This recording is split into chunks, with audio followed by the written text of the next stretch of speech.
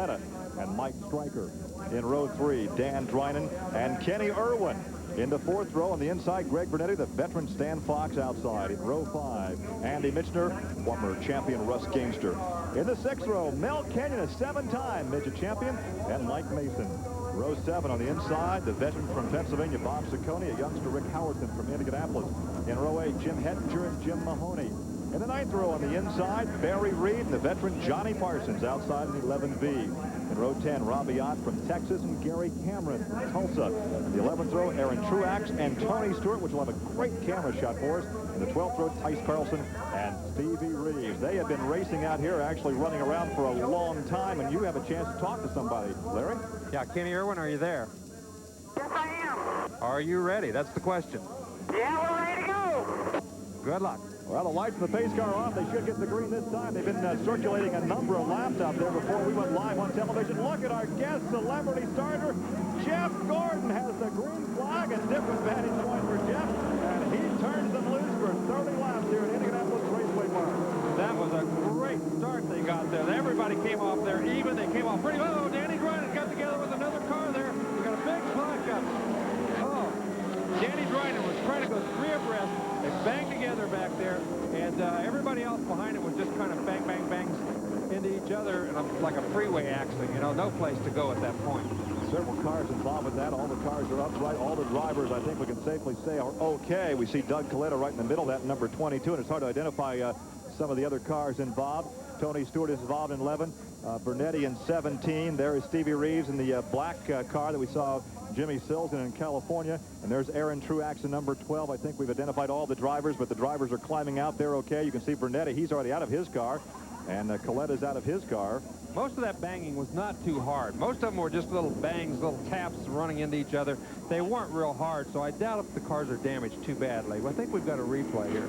Watch down at the bottom of your screen. See, right there, Danny Drinan just barely touched the wheel of, oh, that's Doug Coletta. Doug Coletta. And just barely touched. Both of them got sideways, and then Coletta went sideways back up in front of everybody. Coletta took the hardest hit right in the left side, left rear corner of the car.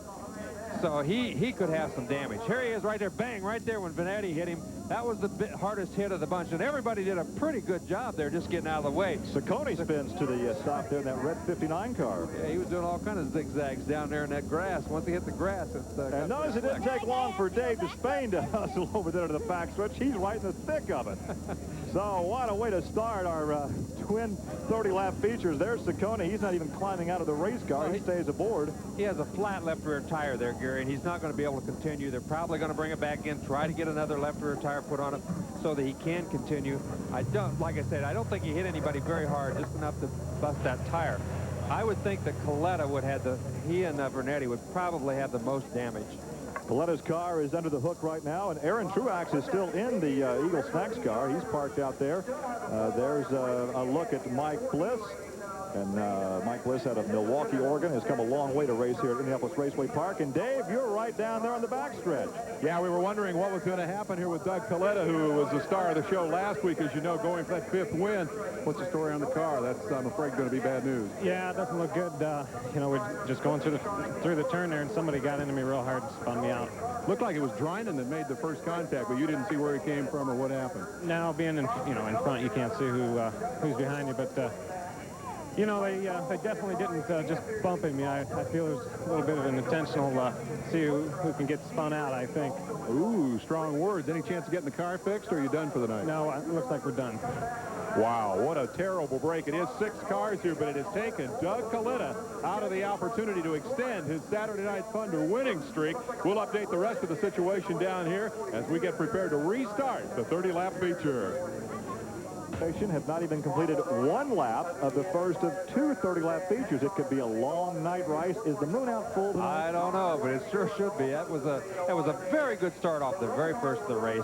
You're seeing it was a very good start on the first of the race, but as they went through turn 2, Danny Drinan tried to make it 3 abreast. See, he was way down on the inside. He hit Doug Coletta pretty hard. I have to admit, Doug Coletta's right. He hit him pretty doggone hard. He kept going, but Doug Coletta went right up in front of the pack, took a hard lick from Greg Vernetti. Everybody else was just banging and crashing, trying to get out of the way.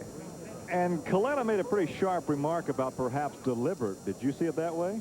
Well, you know, what's happened is they put some VHT on the race on the racetrack. So everybody got a better grip than they've been used to getting, and he just was an ROT, ran out of track. That's all it was. Down to Dave. You're looking at the front suspension on the car driven by Danny Drynan here this evening. Drynan, who came close to the track record in qualifying for tonight's feature and triggered the big crash on lap 1 of last Saturday night's feature. And that triggered some strong words from Doug Coletta, who said not only that you hit him, but he speculated you might have hit him on purpose. How about it? You don't race that way. I mean, I was inside him, plenty inside him. He moved down. I didn't move out on him. How's your car now? Is this damage going to be reparable? It shouldn't be any problem. It's been a Heim joint. I mean, we don't race that way here. We're too good of friends. We've been racing a long time, and people get upset and say things when they're upset. I don't think he meant it.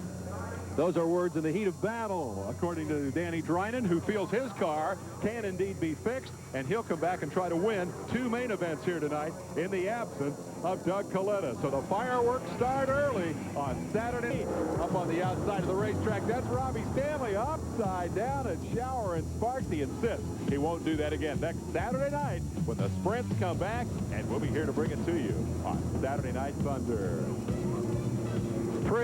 Pretty sunset here in Indiana this evening, and sunset already for some of the guys who were hoping to do not 1 but 2 main events on Saturday Night Thunder. A 6-car crash has opened up the evening, and Bob Cicconi's right front is now being tended to. Let's move in and try to get a word with Bob as he sits in the cockpit awaiting what he hopes is going to be a restart that will see him part of the show. Bob Cicconi, what happened over there from your view? Coletta and Drynan got together. I saw it unfold. Somebody behind me didn't see it. They hit me, then crushed me into the other 2 cars. Last week, things had really turned around for you and this team. How big a setback is this? Hopefully not very big. I think we'll be okay, but I didn't get a chance to see the damage in the back.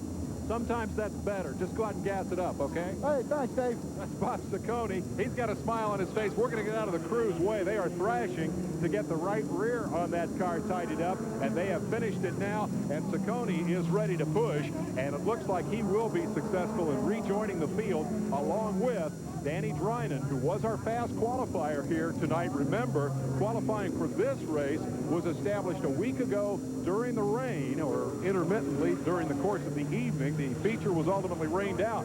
Tonight, in our qualifying lap, Drynan was the fast time trialer. So if he can get that car fixed, he will be in good shape for this 30-lapper that is about to unfold. So that's the update from down pit side. Let's go back to Gary and Larry. I think, Larry, if I'm correct, the guys involved in that crash will have to start at the back of the pack, so we'll have some pretty good hot dogs back there. Yeah, I think they will too, and it's very interesting. There's always 2 sides of a story when something like that happens. From Danny Drynan's side, it's kind of an ROT, ran out of track. But from Doug Coletta's side, it's ROB, ran out of brains. He didn't think that was good. You've never been in that situation, no, have you? No. Not in your racing career. A good shot looking back from the back of Tony Stewart's car, the CarQuest cage cam. And let's take a look out the front now. And here on top of the cage, and this is a good ride for Tony. Tony's in the car that was qualified last week by Paige Jones. Paige is off racing the Barbara Saab series out in California this weekend. He's won the last 2 of those Barbara Saab races. So he's trying to make it 3 in a row. And the cockpit now is occupied by, I think, a very promising young rising star in USAC competition, Tony Stewart. Right, I agree with you very much. I think Tony Stewart's a great young man. He's proven himself in the midgets and sprint cars and now in the dirt cars as well. He's run very well. And to think that only 1 year ago or a year and a half ago he'd never been in anything bigger than a TQ. I think that he's, done very well for himself. Here's a newlywed, Johnny Parsons, and that is in the white chassis with the Vogler power plant. Several drivers have been in this car without a lot of success. Now they're trying to tap the expertise and the experience of a veteran. John was very impressed with this car. He thought the engine ran very well, especially on the top end. He thought it ran very well.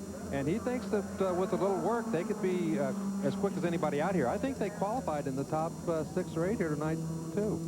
There's a look at Bob Cicconi and all kinds of racing coming your way this weekend here on ESPN. Of course, we're live from Indianapolis Raceway Park. But tomorrow, live at 12 noon on July the 19th, the Pocono 500. Rusty's going to try to win that one. They had some fog problems there. We had rain last week. They had fog in the Pocono Mountains this week in Long Pond, Pennsylvania. It's really messed up qualifying for a while. I've been fogged out once in my life at Gardena Park in California. So Davey Allison's on the pole. He's under the weather. He's had the flu all week. You know, it's kind of interesting, too. This Bob Bilby that owns the car that Jim Hettinger runs. He's a part owner in the car that Hud Strickland. Hud Strickland runs, Bobby Allison. Bobby Allison. The Ray Bestis car. So it's kind of an interesting tie-in that he's also involved in the midgets. Well, we talked earlier about Johnny Parsons. A comment from Dave.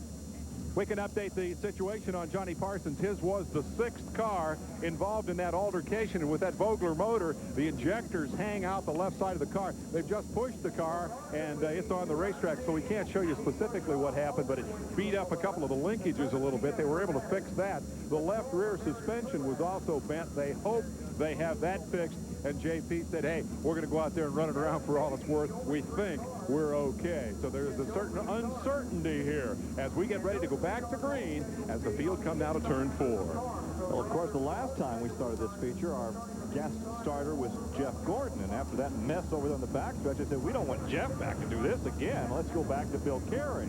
That's right. Let's get the good guys Jeff back in the cockpit. Jeff didn't have much to do with that one, though. You can't blame him. That was actually one of the best starts I've seen here in a feature race. The guys were very even, very close, but it got tough in that in the second corner. I did that one time at Winchester, was the guest flagman, and so I got him started, turned around and took a bow, and there was a big crash in the first turn before I could reach for the yellow. Never take your eyes off the race. Never again will I be a flagman in a racetrack. All right, we should have the green this time by, and once again, those in the altercation will have to go to back-to-back. Boy, it's Coletta is out for the night. Is he really? That's number 22, so that's that car that Don Schiller built with the Pontiac power plant that he is done for the evening. He's won 4 midget features this year. He's going to be a spectator unless somebody else gives him a ride, which is also a possibility. All right, let's try a 3 abreast down the straightaway. They get the green flag. We are finally racing here at Indianapolis Raceway Park. Now, that's what Danny Dryden did the last time. He pulled down inside somebody, hit him in the left rear, but he didn't do it that time. He pulled back up too wide and stayed. Obviously, our assessment was wrong because they went back to a complete restart, and he was starting up front. Well, I don't think he killed the engine, though, Gary. I think he kept going. Oh, that's right. He did keep going. He kept going, even though he was involved. All right, here's your look from the Hooters car as we ride along with Tony Stewart. He's in behind Parsons. That car does not appear to be handling all that well. Now we look back into the cockpit, into the eyes, through the Simpson shield of Tony Stewart. Look at the eyes. Boy, look at the concentration. Look at him watching the guys in front of him. Really paying attention. He just went around Parsons on the outside and somebody else on the inside. You think he's not concentrating hard? Well, that looks like one of the 6 cars of Andy Mitchell. Now, once again, we had a shot at Parsons. That car didn't look like he was running all that well. Once again, Tony Stewart in the cockpit, normally occupied by Paige Jones, who's racing out in California in the rear engine competition. We have a car over the wall in the entrance to turn 4. A car over the wall. It appears to be Bob Cicconi. Bob Cicconi in a wicked ride over the wall. From Prospect Park, Pennsylvania, you can see to the cockpit, the cage, that reader chassis is intact. Bob is moving around. He has had a couple of wicked rides here on ESPN. One last season at Winchester. He's okay. The crew is there almost immediately. But he's already had a chance to assess and probably say, hey, I'm okay, guys. Yeah, he's moving around. I think he's all right, but obviously a little shaken up. You don't go out of a place like this going the speed you're going here without taking a few bumps and bruises along with you. So he's trying to gather himself back together, and he's going to sit there and think about it for a second, nod his head, say, yeah, he's okay, I'm okay. Just let me sit here and get my breath, and then we'll get out of it. Collect my thoughts and get the cobwebs off the head. That's exactly what it does. I mean, it rings your bell pretty hard. You get out of a place going that fast, why it shakes you up, and he just wants to get himself gathered up. He's shaking his head that he's okay, but he says, I'm not going to jump out of here and fall down on my nose. Look at the damage. He didn't go over the wall. I think that appears to be... It's right at the end of the catch fence. That's where it caught the end of the catch fence and the cable systems. Let's take a look again, Larry. And watch for the red number 59 be off to the right of your screen. No, actually off to the left of the screen. Oh, he went into the thing, got up on the fence. Look like he was just barely going to go. And then he caught the wall. He caught the catch fence right there and went over. Obviously, there was no contact. Something apparently broke, and he pushed right to the fence. Watch again. The throttle stuck. The throttle stuck on the thing and took him right to the fence. Nobody touched him. The throttle stuck on that thing. The left front brake was locked up, and he just couldn't turn it. It happened so quick, so instantaneously. When that throttle sticks, you cannot turn it and hit the kill switch. There's his father right there. Lou Cicconi he is now apparently being made aware that his son is okay. But once again, as a father, your son is racing. It's a terrible situation to be a father and watch your son involved in an accident like that. Here is a look again from the car of Tony Stewart. There he's up against the wall, on top of the wall. Now watch him catch that fence. Boy, thank goodness for cages. That really saved Bob Cicconi right there. The fence also helped slow him down and stop him as he got into that catch fence and went over there. He had on some good equipment, we're sure. There was a Simpson guy walking down there. So look at what it did to that pole, though. That thing was sliding along the fence, and he hit that pole, and those are pretty stout poles. Those are 4-inch steel poles, and he bent one of them over like a pretzel, and the other one's bent over to 45 degrees. Dave, are you down there? They are asking us to stay clear of the accident scene down here, but we do have a first-hand report from the safety crews, and they tell us that Bob thinks, and this is not the medical assessment yet, this is Bob's own assessment, that he may have broken his arm. So obviously they're going to check that very carefully, and they are not as yet trying to get him out of the cockpit. They do have the backboard there, but Bob is alert, he is conscious, and appears to be generally well. Again, according to the first-hand account, Bob thinks that he may have broken his arm. Obviously, it's hurting him pretty badly. So it'll take him a few minutes to get him out of the car. You've pretty well documented, I think, the carnage up here in terms of that catch fence. Regardless of outcome, he is a lucky, lucky race driver. Look at that pretzel. Look at that pole that's been over just like a pretzel. And like I said, those are 4-inch steel poles. Look, he's knocked one clear down. Very, very great force to knock those things. Look, it's embedded in cement. Even pulled the cement out. That's how hard he hit it. So you know he had to be going fast. Well, once again, we'll have a chance to take a look at this again, and we talk about the structure of these race cars. Now, watch the lower left. There it is.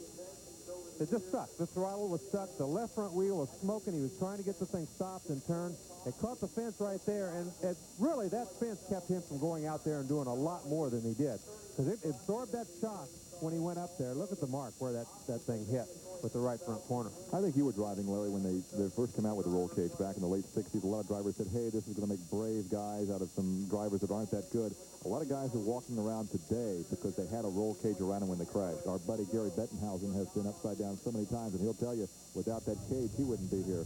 Look at there. There's a Nerf bar hung up in the cables. You know, the fencing, everything did its job, including the safety equipment on the car and on the racetrack. All of it worked together, and luckily, I think Bob's not hurt nearly as bad. That's that Reader chassis utilizing the Agurti power plant, but once again, every piece of safety equipment on the driver, the car, and here at the track. Left-hand corner, watch Bob Cicconi move to the inside right here. There. He knows that he's got the throttle stuck. He's heading for the bottom of the racetrack, way down there, trying to get the thing. He's pulling up on the throttle. He's trying to do everything. He's on the brakes at this point, and he just goes straight. Once you get on the brakes, turn the wheels, the thing just goes straight into the fence. But he knew way back up the racetrack that the throttle was stuck. He just couldn't get anything. He couldn't reach the kill switch. He couldn't do everything in time to stop that terrible accident. And it happened so fast. I mean, it looks like a long time there in slow motion. But in regular time, that thing happened in a split second. And all he really wanted to do was get on the brakes and get it turned, and it didn't miss the fence. Dave, you got a comment?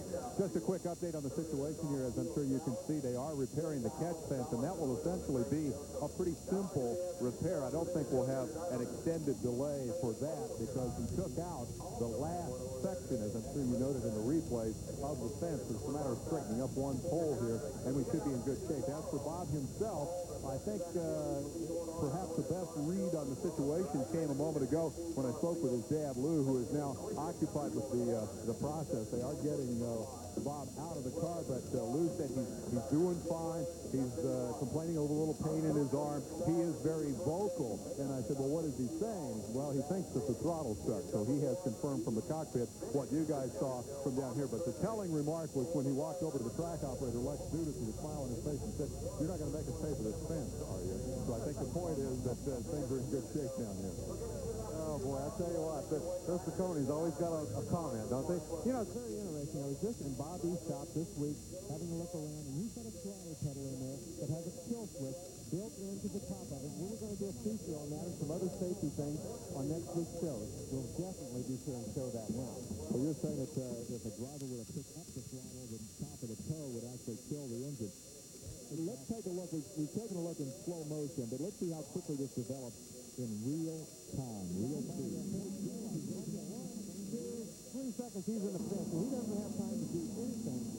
You know, it's never been within 3 seconds time, but more like 2 and a fraction of a second from the time we realized what was going on, and everybody knew. Everybody was heading for the fence already.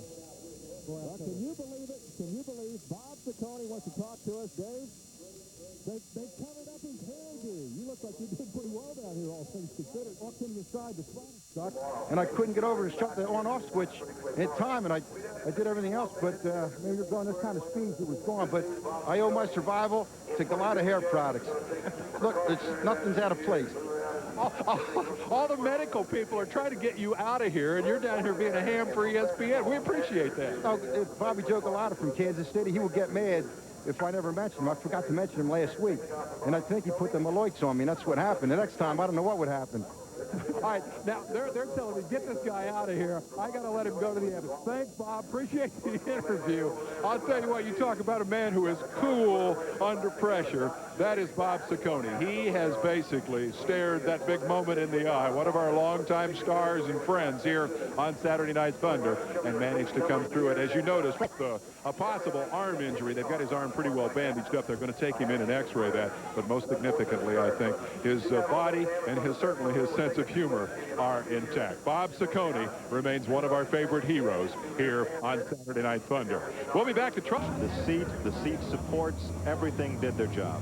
That's exactly right. I tell you, we just can't thank the car manufacturers and the safety equipment manufacturers enough. For the people that run these race cars, they do them a lot of favors, and you know, sometimes we get a little mad at them, but you know, they really do their job. Here's something to consider. Look at this first crash. Here's Danny Drinan, here's Doug Coletta, here's Bob Cicconi up here in this crash somewhere, I think, as we see him sliding back up in here. He gets hit from the backside, comes sliding down, hits the left front. That's him up in the air there, coming down through the side, down through the infield. Did he do something there that might have caused that throttle to stick? Yeah, well, he could have been something there that caused the throttle to hang up. I would bet you $1 to a donut that that's exactly what happened, because I've never seen, Bob Cicconi's been on this show for 3 years or 4 years that I know of, and I've never seen the doggone throttle stick on his race car. They're very careful, but when something like that happens, you don't always have the time to take the care to check every little thing, and something in there must have been bent just slight enough to cause it to hang up. But notice what he did. He moved to the inside so he wouldn't hit somebody from the backside. He didn't necessarily lock the brakes up, which would take the steering away from that race car. He tried to maintain as much control as he could to keep it on the low side. Well, he did go to the bottom side and try for a while to steer it, but once it took off up the racetrack, he most certainly locked the brakes up because the wheels were smoking and went right straight into the fence. That's the reason it went right up there. Well, at that point, you're doing what instincts tell you to do. What the instincts tell you to do in that split second is turn left and stand on the brakes. You don't have time to do anything else. And then if it's far enough up there, which is why he went clear to the bottom, then you might have a chance to reach out and grab that kill switch, but he didn't get to it in time. Another reason that maybe we should look at those throttle pedals with a kill switch on the top, because I'm sure he was pulling up on that throttle pedal with his right foot at the same time he was pushing down on the left foot on the brake. Two other thoughts. Had this happened 100 yards down the track, you would have had the catch fence. The car remained probably upright on the racetrack. Had it been 100 yards the other way, he would have missed that catch fence, and perhaps just rolling or flipping over the wall may have dissipated the energy and may not have broken the arm. We'll never know. You know, that's just something I think all we can say is that all the equipment did what it was designed to do, including the car, the track equipment, and the equipment that he had on, the helmet, uniform, and so forth. And in that circumstance, at that particular time, they did the best job that they could do. And I'll tell you what, anybody come out and make a joke like that after a crash like that, I think he's real thankful, and I think we should be thankful, too. His lady Nancy is watching this evening in Toronto, Canada, and she knows all about his sense of humor. But Nancy, apparently he's okay despite what he says may be a broken arm, but he still has that sense of humor. Exactly. One of our favorites, and we're not to play favorites, but Bob Cicconi has always been a favorite of the fans and us here on ESPN. As once again, we're going to try to line up. Only 2 laps are completed. At the top of the show, Dave said we have 92 laps of competition. It could be a long, long evening because we only have 2 in. And we only got 90 to go. Now, I think we got it all out of our hair now. We're going to be okay now. So it's going to be tough. They're kind of working on what's happening. Gary? Well, there's the look at the AL81 car. We look back now at another camera shot of Tony Stewart in the Hooters car, and this is the first time I think Tony's had a chance to be in this particular car. This is a very good selection. It's really, I think, a good marriage, a good young driver and a very good race car. Yeah, Paige Jones called us, and he says, I'm down here at Hooters, and I'm watching you and having a hamburger and some chicken wings. No, he's not. He's racing out in California. He said, he called up here, he said he's down there at Hooters, sitting in the bar watching us and eating chicken wings. That's what he said. Well, somebody's lying to us because they say he was out in California racing. I know where he is. You'll be at Hooters later eating chicken wings and watching a replay. Well, we have something unique this evening. We've had a chance once and a chance a second time now to visit with Kenny Irwin. Kenny Irwin, this is Larry Rice. You aboard? Kenny, this is Larry Rice up in the TV booth there. Can you hear me? I guess not, Gary. He must have turned off the radio. He shut you off. He shut me off. He just turned the volume off in his headset. That guy's just like my wife. Just turns me off whenever he wants to. Well, there's a look at Kenny Irwin in the 7 car, the K&R tool rental. And he was right behind the defending national champion Mike Stryker as we go back aboard the Hooters number 11 with Tony Stewart. And Tony had a very good look at that crash. And I'll tell you what, as a driver behind a crash like that, that tends to put your stomach up in your throat. Yes, it does. You have to really be paying attention. You know, when something like that happens, your heart jumps up in your throat. You turn all the wheels and all the screws and all the pedals in the race car trying to miss it. And once you come by, why, once you come out of it, why, you think you're lucky stars. Dave Despain, you have a special guest down there in the pit area. Yes, indeed. And look at this crowd all gathered. What are they all watching? They're down here watching our monitor, checking out the Gary and Larry show, and also enjoying the great work from the flag stand tonight by Jeff Gordon. You got them started all right. After that, it kind of went downhill. This is a wild night, huh? I tell you, as soon as I put that flag down, they all started wrecking back there. But all that's going to say is it's going to be an exciting night on Saturday Night Thunder. I heard you on the PA interview earlier say that you were just dying to get back in the race car tonight. I wonder, after what we've seen so far, if you're still feeling that way or if you're glad to be down here with me. Well, I always want to get into one of these cars. I mean, that's where I came from, and I had a lot of fun doing it and had a lot of good success. So anytime, you know, I come out here and I see these cars get out there, I want to get in one. But, you know, I got to keep my priorities straight. Let's talk a little bit about the priorities. Obviously, you're doing very, very well in stock car racing, and we all know that there was a little bit of controversy surrounding your move from Ford to Chevrolet, but you've got a great deal lined up for next year. Just get an overview right now of what you're thinking about the future and the career of Jeff Gordon. Well, I tell you, it's going really well. They're structuring the team together. Ray Evernham's heading the whole program. And what's going to be a big benefit for us is that we're building that team right now as we speak. And it goes on, you know, all year long until the beginning of next year. So hopefully we're going to be a whole lot more prepared than a lot of the teams that are out there right now.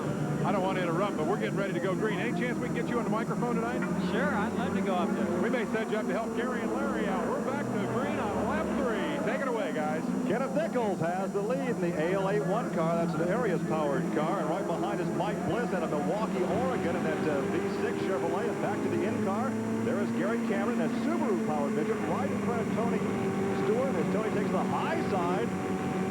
Boy, that's close right there. He did make it around him, but Gary Cameron did give him much room coming off that corner. Well, once again, out in front is now the AL81 car, Kenneth Nichols, but right behind is Mike Bliss. Mike makes that long flight in from Milwaukee, Oregon every week just to participate on Saturday Night Thunder. Mike Bliss is running very cool, very smooth, very straight right now. Danny Grindin's the one on the inside and back there in 5th position, way down on the inside, trying to get around Kenny Irwin, but he couldn't quite get it done.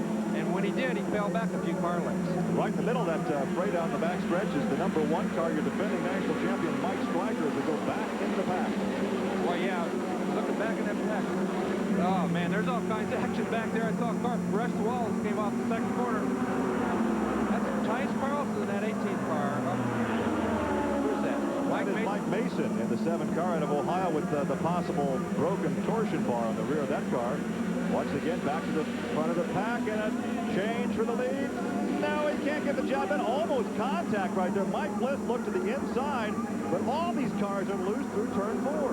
Very close as he slid back up there. He was very lucky to get his position back because Mike Stryker could have come up there and taken the groove away. You know, the top groove is the fastest place. And once you get stuck on the inside many times, you can lose a couple of positions. But he slid right back up in the spot and blocked Mike Stryker. Kenneth Nichols has won a couple of times in this car, the engine built by Tony Garcia.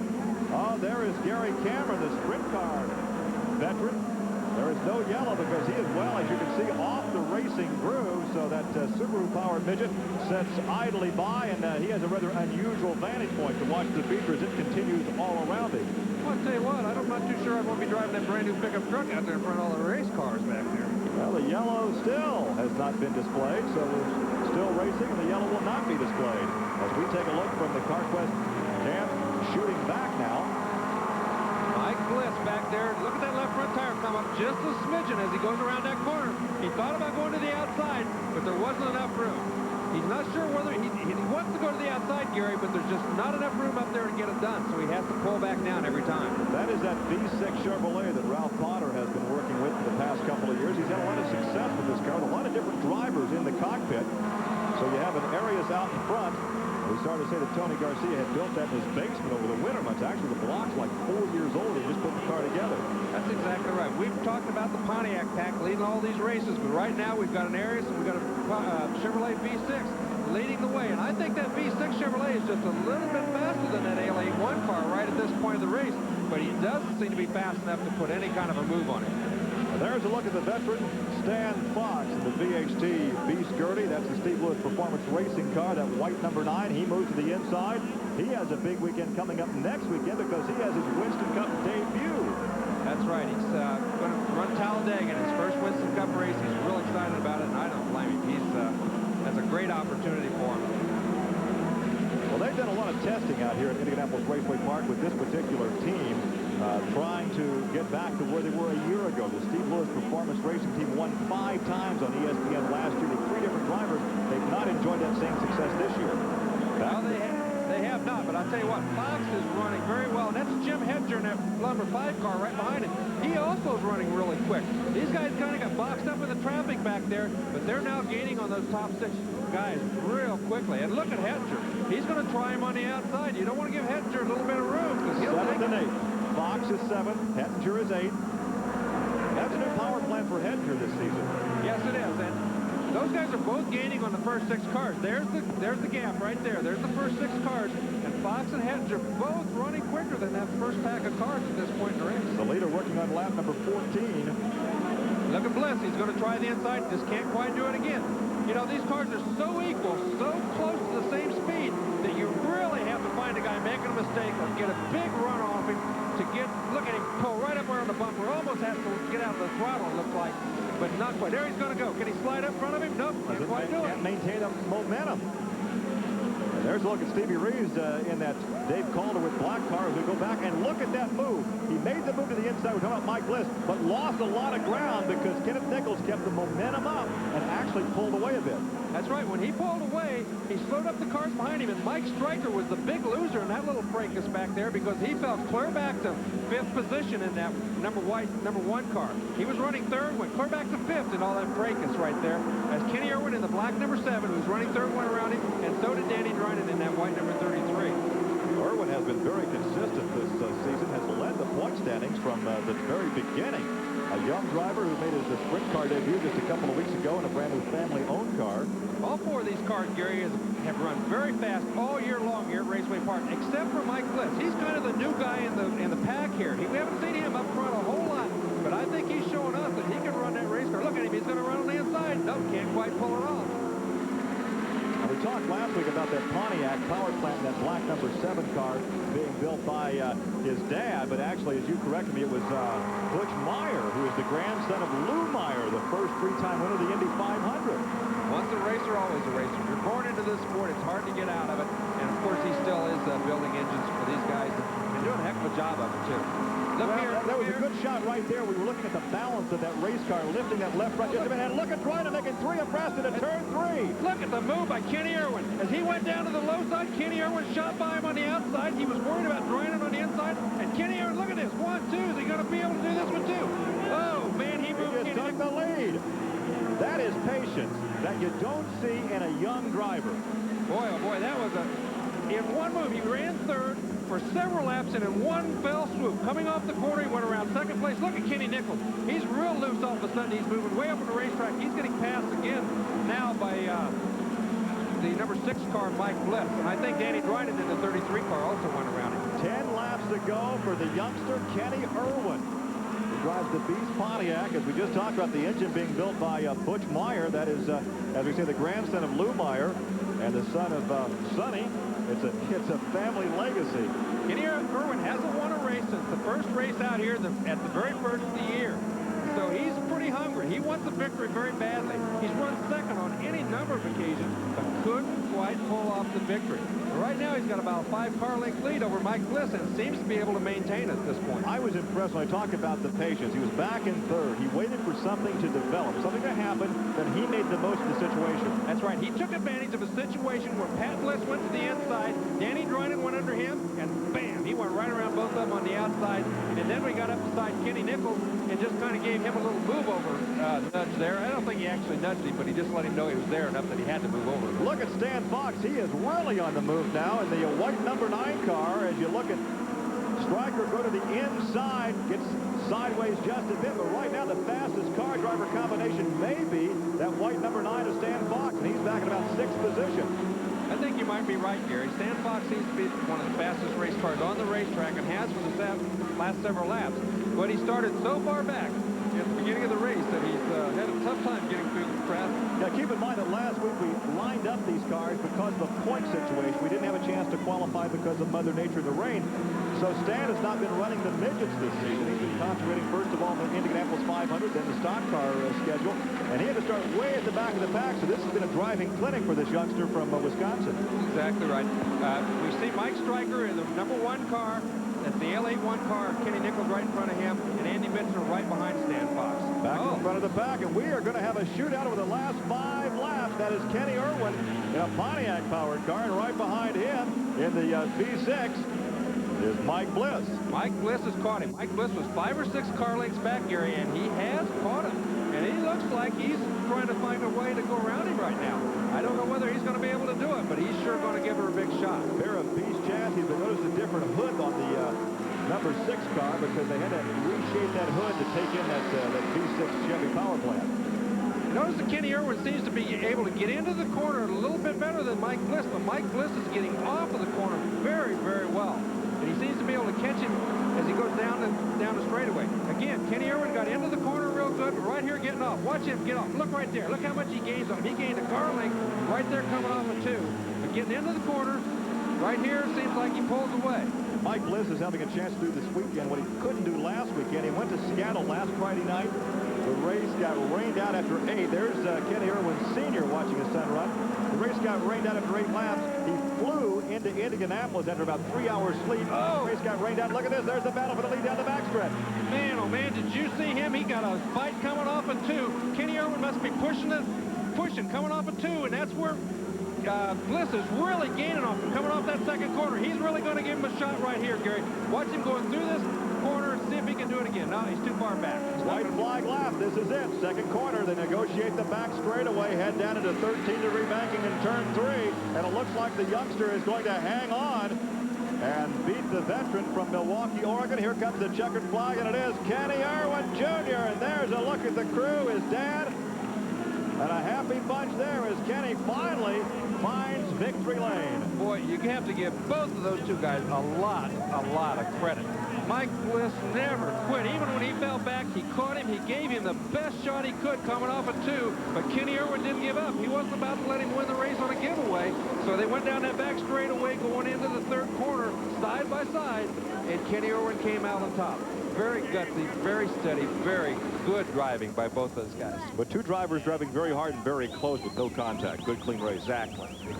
Great race. And I love to see that jubilation.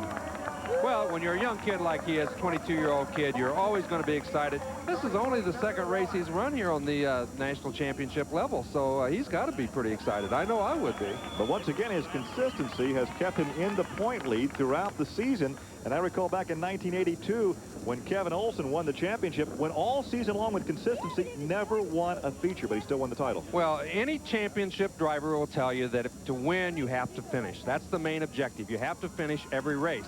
And tonight he did that, and he's done it all year long. And that's what's going to win him the championship in the end if he keeps doing it. He didn't take the car to victory lane because we have heat races to go, another 30-lap feature, so the crew has to go to work on that car, but he runs to victory lane, and we're going to have a chance to visit with a very jubilant youngster, Kenny Irwin, who takes the measure of the veteran Mike Bliss. We'll take a short break and come back and have an interview with Kenny Irwin. Well, Indianapolis has a number of natural assets, and we've just seen one, and even a local guy won, you know, and we have the 500 down the road a little bit, and a number of teams located here, and we just want to come together to show we're enthusiastic about racing, attract some business industries and the teams, and we're a hospitable place. We want those folks in our community, and we're trying to make the point. There's a great example in Charlotte, North Carolina, without any real serious planning. That has evolved into the stock car capital. You'd like to do something similar here, but with some planning, I take it. Yes, Charlotte is a nice example, and but we're centrally located. We have all sorts of USAC and other folks who are already here paying attention, and we think if we really hit it and let people know that we welcome racing, it's an important business, it's important spectator sport, it's a lot of fun, it's good for the community, we can see what we can do to produce it in our city. Racing has been a big part of this community for many, many years. Now, with the economic situation the way it is and the way racing has grown as an economic endeavor as well as a sporting endeavor, I think your timing's pretty good. Well, there are already hundreds of racing-related businesses in this general area. It is a very big business, and it's one that I think is going to continue to grow. And just look around here tonight, spectators and the investment are remarkable, and I think we can build on that. A good place to come politic it, too. We appreciate you coming out and joining us here this evening. You know, we got the keys to the city of Winchester, Indiana a few weeks ago, and Gary Lee is lobbying in my ear. He wants a key to the city. I'm kidding. Thanks for coming out tonight. Sure, my pleasure. Thank you. That is the mayor of Indianapolis, heavily involved in a program to encourage more racing business here in Circle City. We've got a whole lot of race completed in something like 1 hour, a 30-lap feature here tonight. We will now run 4 quick qualifying heats for tonight's main event and then run another 30-lap feature. And the reason it took an hour to get that first one done, in part, was a wild, wild crash for Bob Cicconi. We're a lap away from green in the first qualifying heat, but here's a look at what happened when Cicconi's throttle stuck going into turn 3 and the car cartwheeled right out of the ballpark. It hit the end of the catch fence. Here's another angle of Cicconi down on the bottom.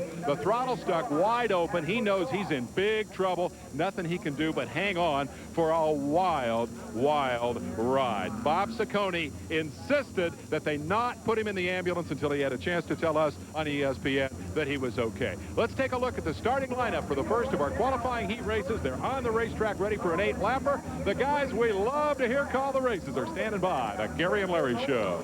And Dave, once again, to underscore that last week's program is over now. This is tonight's program, inverted from qualifying. The fastest on the rear, Mike Hurst in the front row along with Barry Reed. In row 2, we find Rick Howerton. We understand that car has now been scratched. Alongside number 61 is Phil French. In the third row on the inside, there is Kenny Irwin, who you just saw win that 30-lapper, and Stevie Reeves. In row 4, Tony Stewart, and the past champion in the midget competition, Russ Gamester. And the fifth row, Dan Drynan, the fast qualifier here this evening, and Dick Kaiser out of Milwaukee, Wisconsin. So once again, because of the new format, we will take the first 6. So in addition to running another feature, these guys only have 1 race to make that feature. No last chance race or semi. Exactly, Gary. This is a last chance race. Kenny Irwin, are you still there? I am. How's things feeling? What are you thinking about now as you're getting ready to start a whole new night over again and start this heat race? Think about this feature and how we're going to finish in the top 6. Is it going to be tough with this many cars? Yeah, it's going to be real tough. Good luck. Well, once again, he'll move up 1 position because Rick Howerton in the Raleigh-Helmling Diet Pepsi car out of Vincennes, Indiana, has been scratched. We're not sure why, so obviously that car is finished for the evening because there's no last chance race this evening. The top 6 from the heat race. We should go green this time around. Mike Hurst from here in Indianapolis will bring them around, setting the pace. But look at Kenny Irwin. He makes a move to the inside immediately. Yes, he sure did. And he moved right on around and in the second position. He did a good job. I don't know whether they'll let that thing stand. I guess they're going to. Yep. Yeah, apparently they are going to let it stand. So that was the start. There is a look at Stevie Reeves in the Dave Calderwood car. In fact, Dave is from Bakersfield, California. He is here this evening watching his car in action. That car is back and forth right now with Stevie Reeves. Out in front is Barry Reed. He calls it a Buick power plant. Yes, it's a little bit different. He does call it a Buick power plant, and look at this. It's Phil French in this red number 61 car. We haven't seen Phil for a couple of years, but that's a Kenyon car, brand new Kenyon car. Brand new Kenyon car, and there is a pass for a position as Stevie Reeves moves to third position. So Barry Reed out in front. That engine has a Buick head. That's what we're calling it, a Buick power plant, with the Pontiac right behind him with Kenny Irwin, and closing in is Stevie Reeves. Yes, and Stevie Reeves closing into the backup. And as we're talking, poor old, here comes Dreenan right up there. He was way in the back when this race started. He's caught up and past Mike Hurst. And on the backstretch, poor old Tony Stewart is running very, very slow. Tony Stewart will be headed for the pit area this time around. In sixth position is Danny Dryden. Once again, he was the fast qualifier this evening, and he has to finish fifth in this race to transfer. And look at Stevie Reed. They have just gotten this car really to work through some testing sessions out here, past the lead. And there is a new leader. Kenny Irwin now has the lead, but the battle is for second. Yes, and Stevie Reeves is putting on a very good move. We didn't notice him too much in that last race, but he came clear from last position up to 10th. And look at this. He goes right under Kenny Irwin. Can he make a stick going into 3? It's going to be a drag race. He sure does. Nope. Kenny Irwin says, no, sir, baby, I'm coming right back. So you got a Pontiac power plant in the Beast and a Gurney power plant in the Beast, and they are side by side down the front straightaway. Oh, man. We have actually a new surface in the corners here. Well, pretty much. They put down a couple of drums of VHT during this past week, which gives the cars better grip. They use it for grip, and obviously it's working because we're seeing a lot of guys running down on the bottom of the racetrack and running a lot faster. Well, Dryden's up to third, and he's closing in. Barry Reed drops to fourth. And fifth is Russ Gamester in that red 46 car. Gamester goes to the inside of Reed. Tries to make a pass down the backstretch, but can't get the job done. But the guy on the move right now is Danny Dryden. Well, Danny Dryden's come clear from last spot and way back in last spot up to third position, and is catching her as the white flag calls. All right, still a battle up in front. We've discussed this before, Larry. I say, hey, save your equipment. You're in the feature. You say, no, you're a racer. You go for it. These guys are going for it. Well, just about always you go for it. But you don't take any unnecessary chances. You don't do anything silly, but you still try to win the race. And look at this. He comes right off there on the bottom and all. Hangs on. Kenny hangs on. So, hey, he's got a clean sweep going this evening. He could be 3 for 3. Wasn't the fast qualifier, but won that first feature. He wins the heat race here, and there is a good look at the first two finishers. Irwin in the black 7. The black 4 is Stevie Reeves. But Irwin takes the victory. There is Danny Dryden, who comes in third. Once again, the top 6 transfer. There's no last chance or semi this evening because they transfer right to the main event. Every race is a last chance race, and you better get ready to go. And there is a look at the youngster from Indianapolis who has a very bright future, says he'd like to go stock car racing, and he certainly has the ability, getting a lot of good television airtime here. On to the broadcast booth. We hear rumblings that he may join the Gary and Larry show. Kenny Irwin has come back to victory lane. This could get to be a pretty pleasant habit, couldn't it? Yeah, I like coming over and talking to you all the time. That means we're doing pretty good. I would like to say one thing. I'd like to say hi to Nick Stanley. Helped us out all year, and he's a good guy.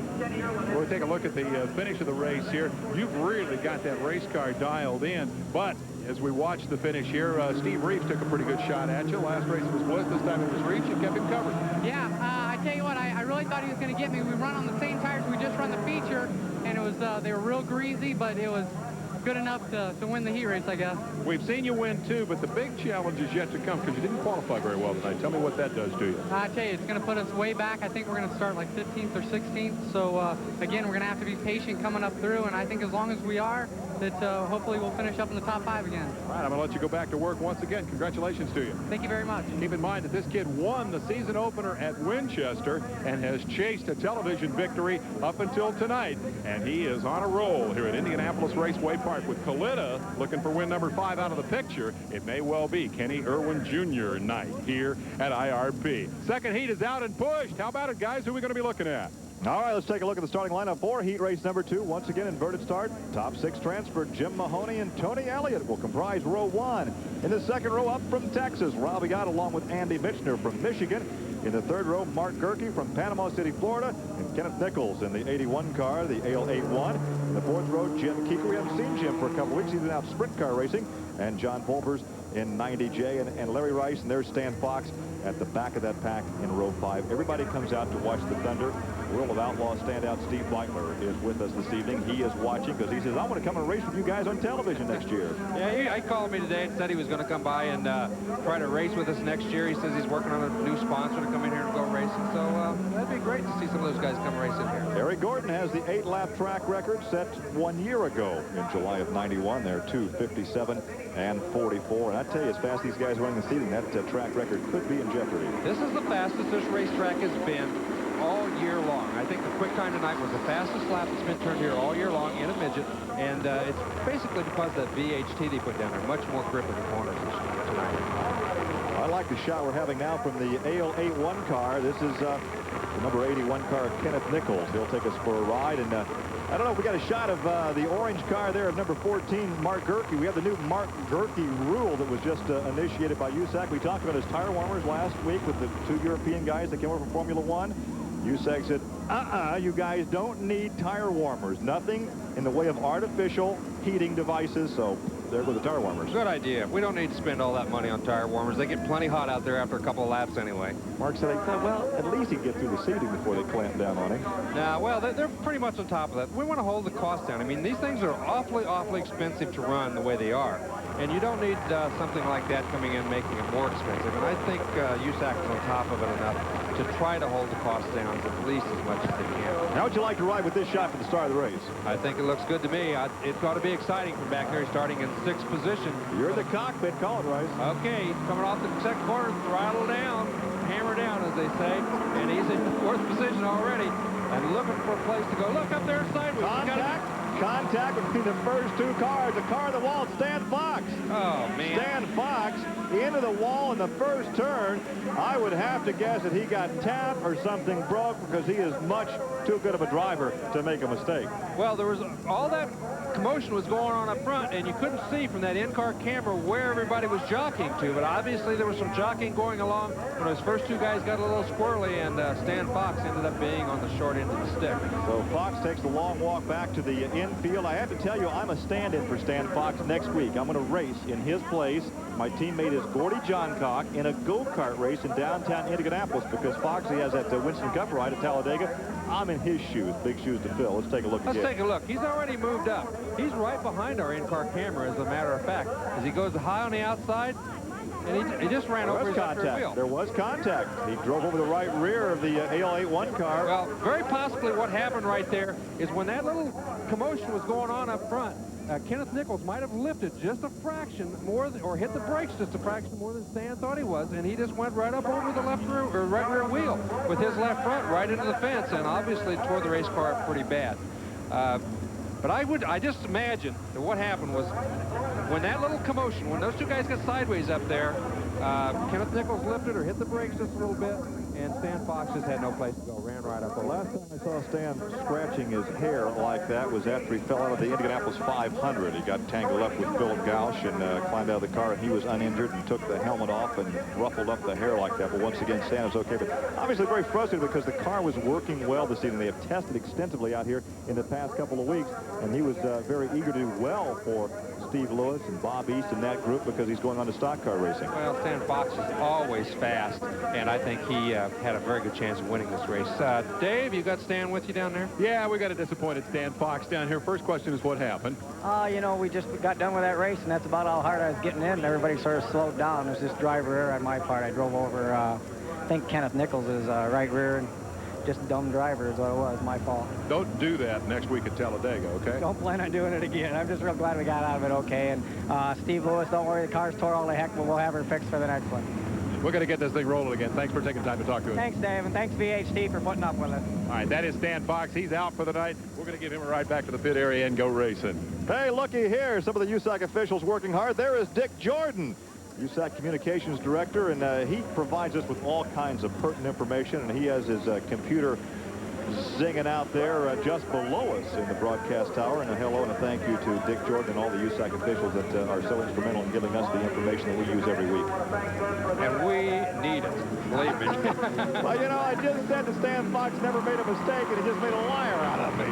All right, let's try it again. This is heat race number 2. We still have so much racing coming your way tonight in the Copenhagen School USAC Midgets from Indianapolis Raceway Park. That's what it looks like in the cockpit, off the second corner, down the backstretch. That's right. That's Jim Mahoney in that black number 7 car second. But look at Andy Minster. He comes clear from third and goes into first.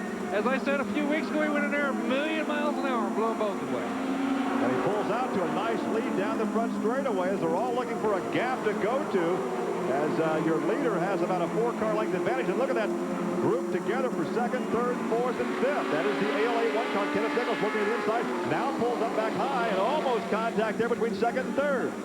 Yeah, Jim Mahoney in that black number 7 car running in third position is looking for a way to get around Tony Elliott in that blue number 6 car. Just can't quite find it. Doesn't have quite enough muster down the straightaway and doesn't have the side bite going through the corners. But look at Kenneth Nichols in the areas to the inside of Elliott, but yet he can't keep the momentum up and has to tuck back in down the backstretch. It's very difficult to get the inside of a car going through the middle of the corner and still maintain your momentum coming off. The best way to pass them is to blow by him going into the corner. Watch him turn his hands right here. Hands nice right smooth. Yeah, very smooth. Looks like Mark Gerke almost made contact with the left rear of Kenneth Nichols. That's Gerke in that bright car number 14 out of Panama City, Florida. The Toyota seems to be running pretty good too. We talk about some of these other engines, but that thing's running very, very quick tonight. Elliott, Mahoney, Nichols, and Gerke. That's second, third, fourth, and fifth. As Andy Mitchell is pulled out into a big, big lead. Once again, only the top 6 will transfer. No semi or last chance race this evening because of the revised format and because we had the twin 30-lap features this evening. Look at Jimmy Keeker in that yellow car back there. He's running in 6th position and is just barely into the feature race at this point. Keeker has won twice here on ESPN this season in a sprint car and also the Silver Crown race here. But Keeker the last couple of weeks has been out racing sprint cars. And there is a look at the battle for third position. Kenneth Nichols on the inside, but once again, the momentum belongs to Jim Mahoney. It's a great battle for position. Smokes the right rear, slides up in front. Call that a classic slide job, but here comes Mahoney. And here comes Gerke, and here comes Jim Keeker. Look at the left front of Mahoney's car. The left front is way off the ground. That's not the ideal situation. You notice how that thing, when it lifts up, it makes that car bounce up and down. It upsets the race car when you lift that front wheel. That's not exactly the way he'd like to have that race car set up. White flag lap. Last lap for Andy Minster. A good advantage for the youngster from Michigan. But look at this battle for second, third, fourth, and fifth. Yes, Kenneth Nichols tries to go under Tony Elliott. He just can't quite pull it off. He's a little bit loose. You see the back end sliding around as he pulled down to the bottom of the racetrack. He's going to try one more time, though. The back end gets a little sideways on him. Your leader has taken the checkered flag. That is Andy Minster. A good battle for second position. And the power plant that won the second spot, B6 Chevrolet. And it also was second spot in our first feature race, so they're having quite a good showing tonight. So Andy Minster picks up the win in heat race number 2. We have 4 heat races this evening with the revised format. Then another 30-lap main event. And you know who's just joined us in the broadcast booth? No, who? The guy was supposed to play golf with me on Wednesday and didn't show up. Jeff Gordon, the star of Saturday Night Thunder over the past couple of years. We're going to have a chance to visit with him and maybe put him to work and have him take your spot, Rice, and he can be the expert commentator. Now, we pulled this out in honor of Jeff Gordon's visit here this evening. Watch Gordon racing. Bob Cicconi down the backstretch, runs over his wheel. Take another look at that. Now, that's pretty neat. But if you really want an exciting view, let's climb on board and go for a ride with Jeff and see if this is enough to get Gare and Lair excited. These guys are running a really, really fun race right now. He's going to give him a shot. No, he can't quite make a stick. He cannot quite move up there. That's going to get the tire for him pretty quick. We're going to see if that's going to make a difference if he does that.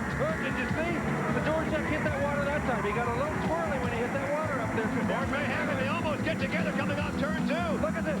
Look at this. Look at man, oh, man. Oh, no.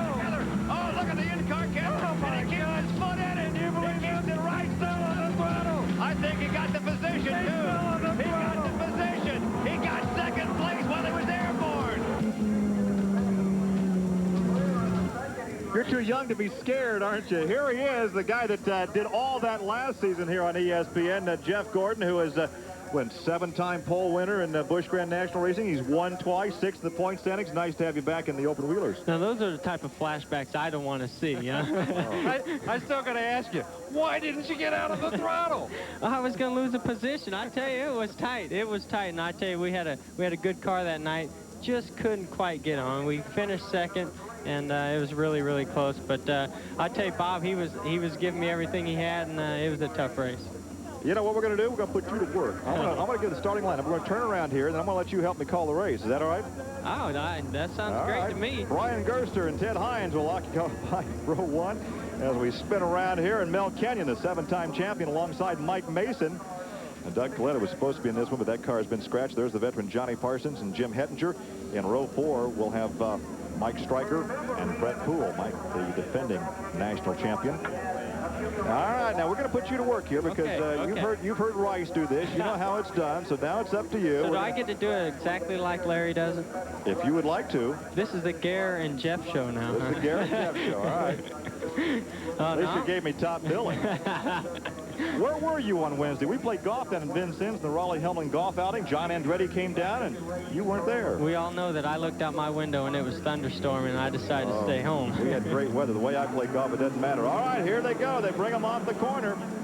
Brian Gerster brings them down for the green. Once again, this is the 3rd of 4 heat races. I lay out and you start talking. Not a great start there. I tell you what, he kind of got a big jump there, but Parsons is he's really run good in that car. I tell you, he's had to do quite a bit of work, but that car's really running good for him. Johnny Parsons, of course, has taken over this ride. This is the Jimmy White built car with the Vogler power plant. I got to tell you, that Brian Gerster in that 21 car is leading the race. That's a Volkswagen-powered car. He's running up there. That's Mel Kenyon going around him right now. And I think that kid's doing a great job with a race car that's obviously under horsepower. Yeah, I was watching him earlier in the day, and he looked great. That car's really going through the corners good. You can see it there, how good it's going through the corner.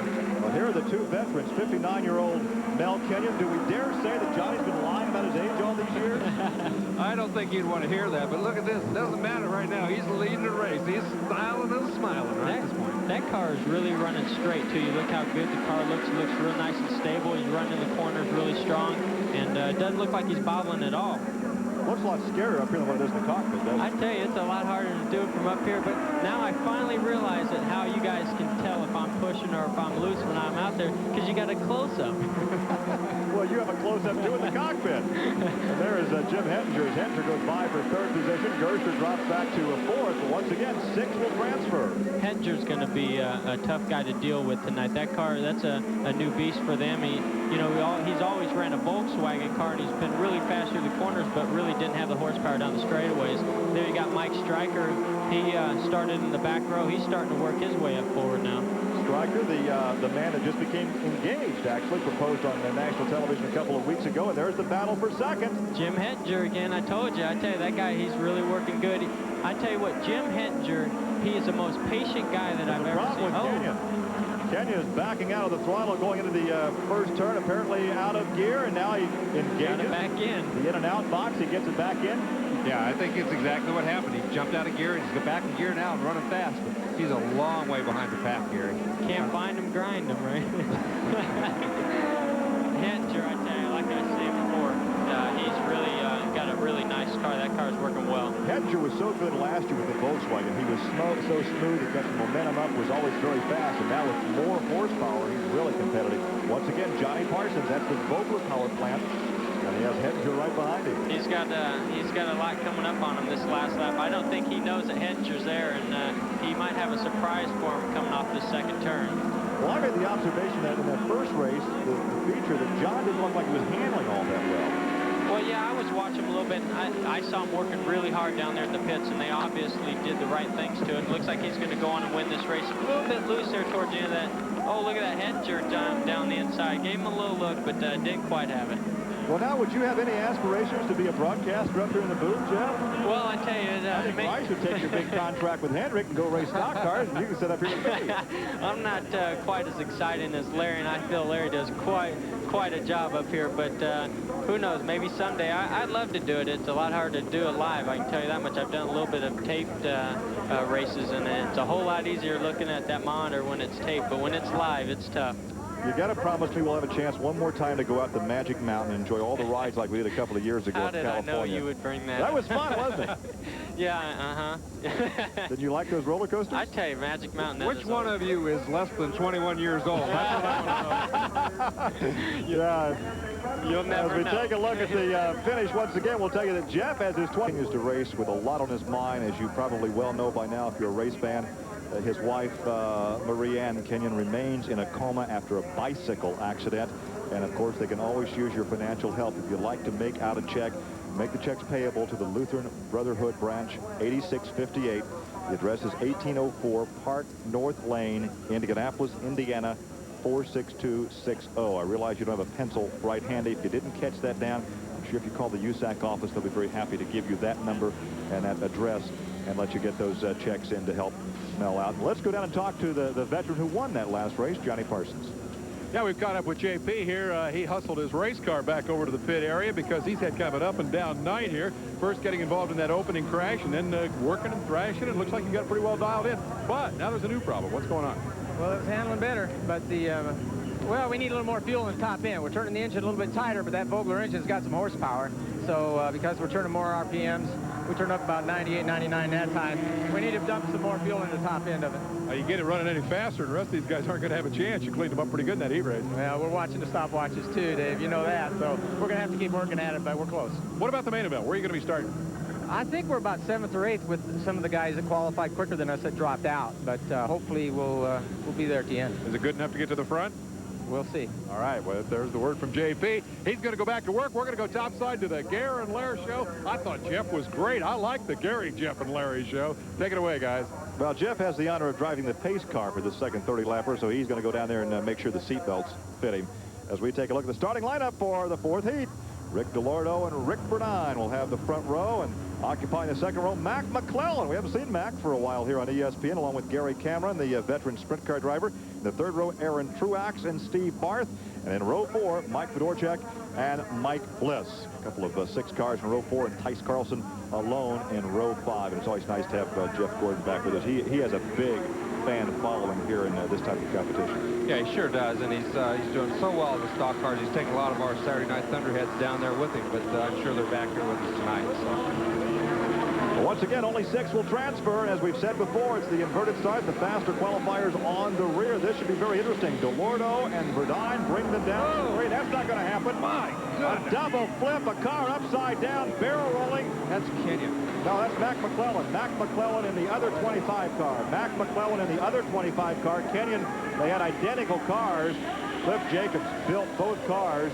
They were identical, but that was the Mack McClellan car out of Dayton, Ohio. Yeah, that was a terrible barrel roll. The 2 cars got into the fence up there, and Mack McClellan barrel rolled down that front straightaway for a long, long way. That was terrible. Now, once again, we saw the green come out, but it was not even a good green. We knew it was going to go back to yellow, so that was not even going to be a start.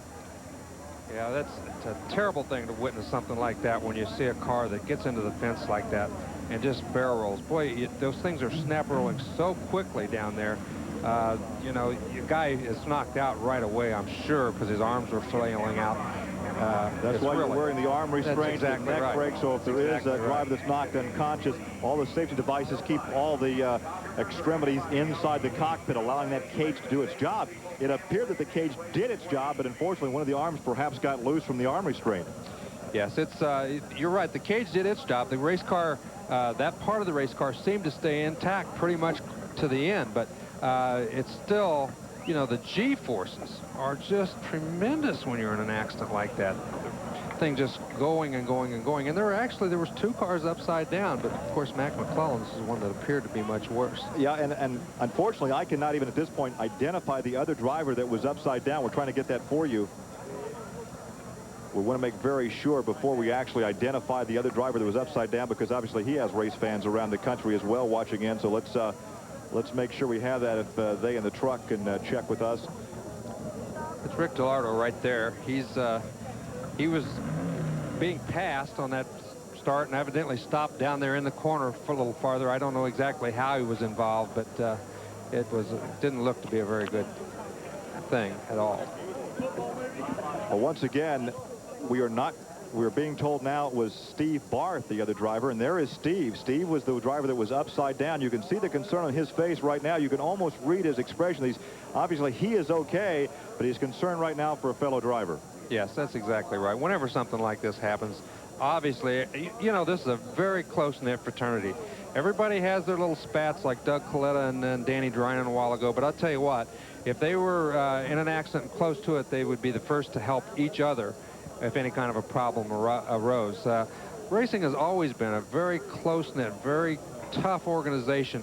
You know, you're close friends, but you don't want to get too close. It's really a hard relationship to explain, but everyone out there feels it. And how many times have you said there, but for the grace of God go I? In any given racing situation, you see a friend, an associate, an acquaintance have a bad spill that perhaps was not their fault, something triggered it, and you think, my God, that could have been me. Well, of course you do. You're thinking about just being, you know, trying to get everything back together. Well, obviously, the safety crew is still down there working with the car, working with Mack McClellan, a very violent set of barrel rolls down the front stretch at what was to have been the start of heat race number 4. It has been an evening that has delayed because of accidents. First, the accident with Bob Cicconi, and once again, Bob being examined at the hospital for a possible broken arm. This situation involving Mack McClellan. The safety crew still down there working with the driver from Dayton, Ohio, and he's been concentrating on some other business efforts and some stock car competition. But back in the midget here this evening at Indianapolis Raceway Park, a lot of concern by the fans. We'll take a check and we'll come back with you. Stay with us. Here, and perhaps we can get his account of what happened. Steve, step right in here. Don't be bashful. Tell me what happened up there. We was coming down the front stretch here, and Mack McClellan and the number 41 got together. Mack come right up in front of me, and that was all I seen. It was upside down after that, so I don't know who got. I think Mack come up on 41, and they got into each other and then got in front of me. You're obviously okay. Yeah, I'll be all right. Car's not too good, so see what we can do about that. Your emotions when something like this happens, what goes through your mind? Boy, just hoping that thing stops without hitting something else. Yeah. Well, we're glad to see that you're okay, and we'll wait for additional word. This is Steve Barth, who was involved in that crash, and we thank Steve for coming by. We're going to continue to monitor the situation and update it as we have the opportunity here. And I think, frankly, for the moment, that we are not going to show you the replay of that because it was very, very violent, and some things are best seen only once. So we're going to stay off of that for a moment and hope to have some good news to report to you just as soon as possible.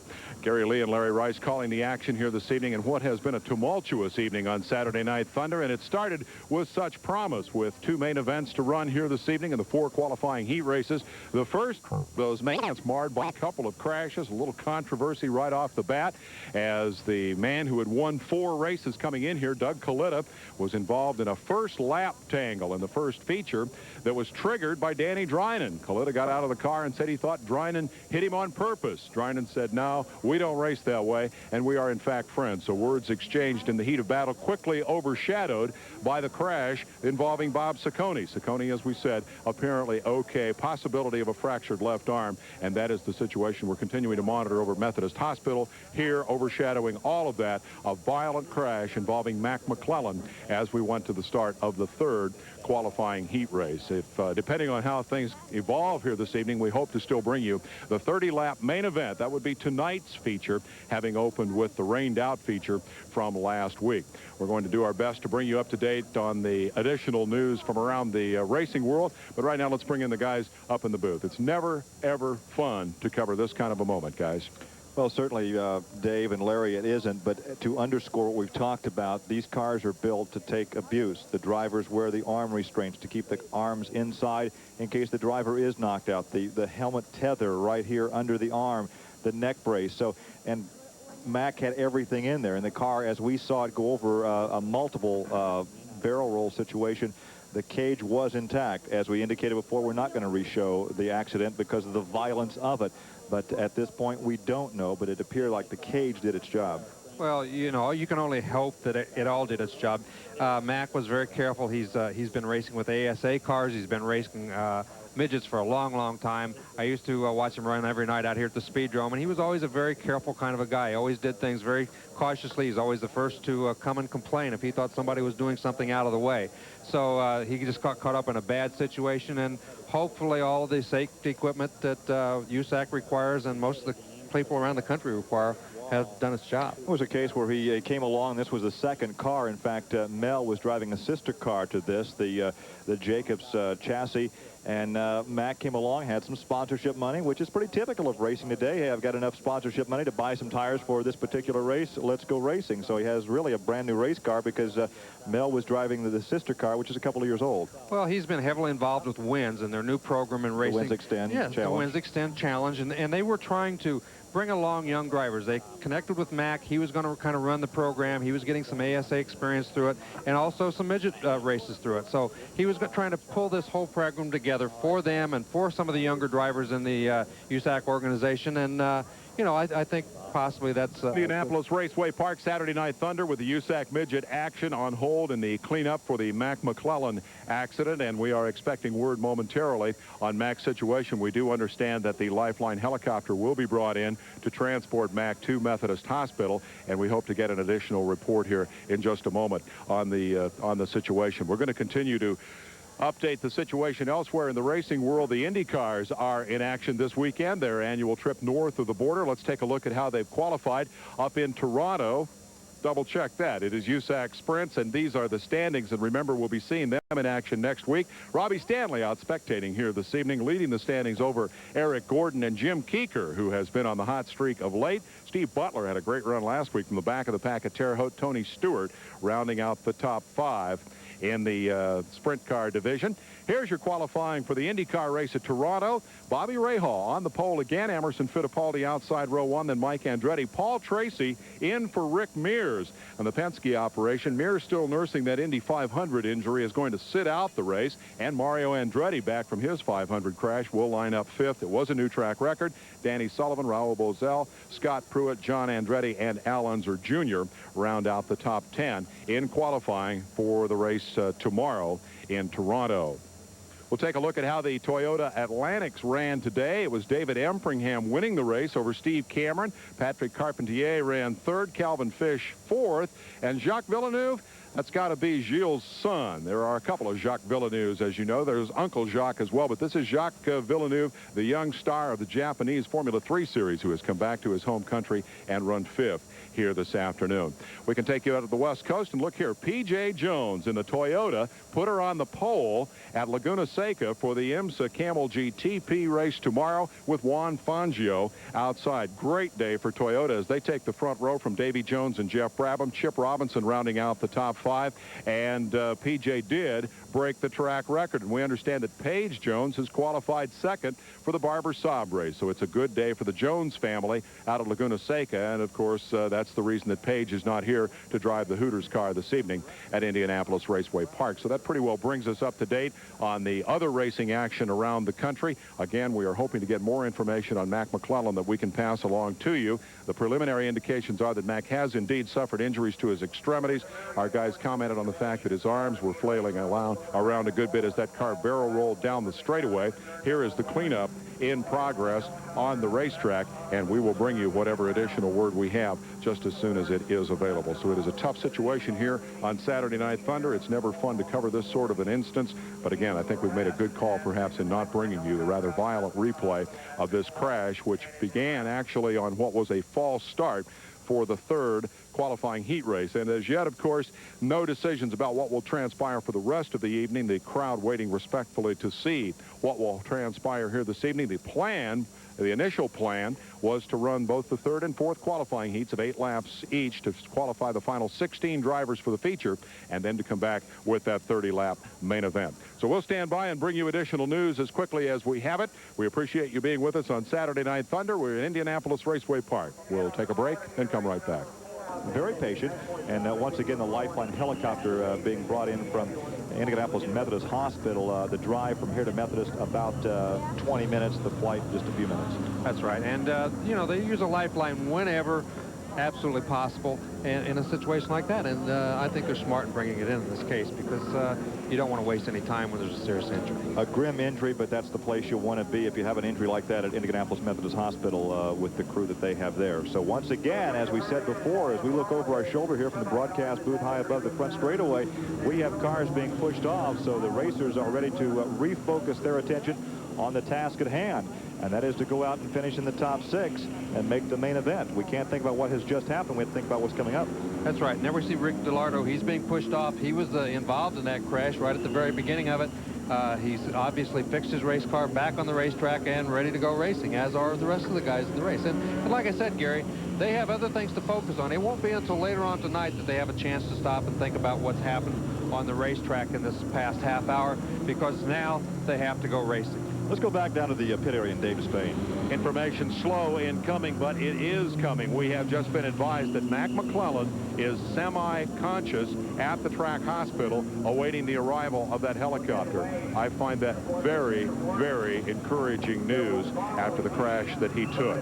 The preliminary indications of injuries are that they are severe, but Mack McClellan is reported semi-conscious. Now, that confirms an earlier indication that we had from trackside that he was indeed struggling as they were attempting to treat him, which is always a good indication in the case of a serious injury. So the initial word on Mack McClellan, semi-conscious at the track hospital. We hear the helicopter in the background. He will be transported. The cleanup is complete, and we're just about a lap away from going green, guys. It's tough under these circumstances to muster the enthusiasm, but the guys are back out there to do their job, and I think we owe them a good call on race number 3. Well, they are indeed refocused. You have been in situations like this before as a driver, Larry, and again, you have to focus on the task at hand, and right now that is to finish in the top 6 of this race. And once again, we only have 7 cars out there, so there is not going to be the enthusiasm from the broadcast booth. There is not going to be the enthusiasm from the cockpit, but they still have to go race. No, but I think something very interesting to watch here. This Alan Truex, who's starting on the front row of the race in that white number 12 car.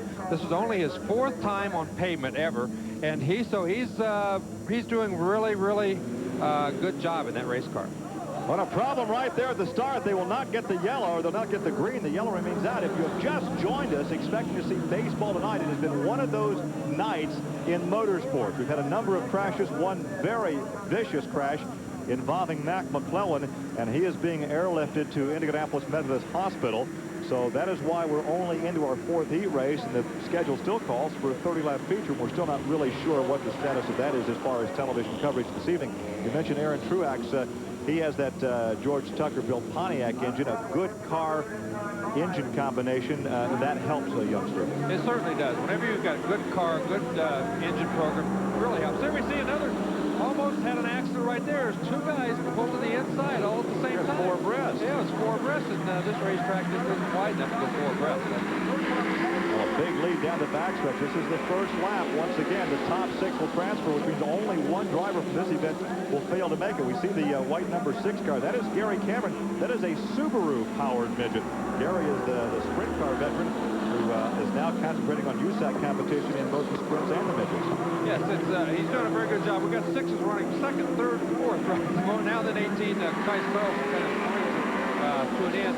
But that was Cameron who pushed the front end way up high and let those 2 cars go around him down there between 1 and 2. Now we come to the front of the pack in a battle for the lead. Rick Burdine is being challenged right now by... That's Mike Bliss, Gary. Mike Bliss. That's Mike Norchek. Now we got 2 minutes. We got 2 minutes. We got 2 minutes.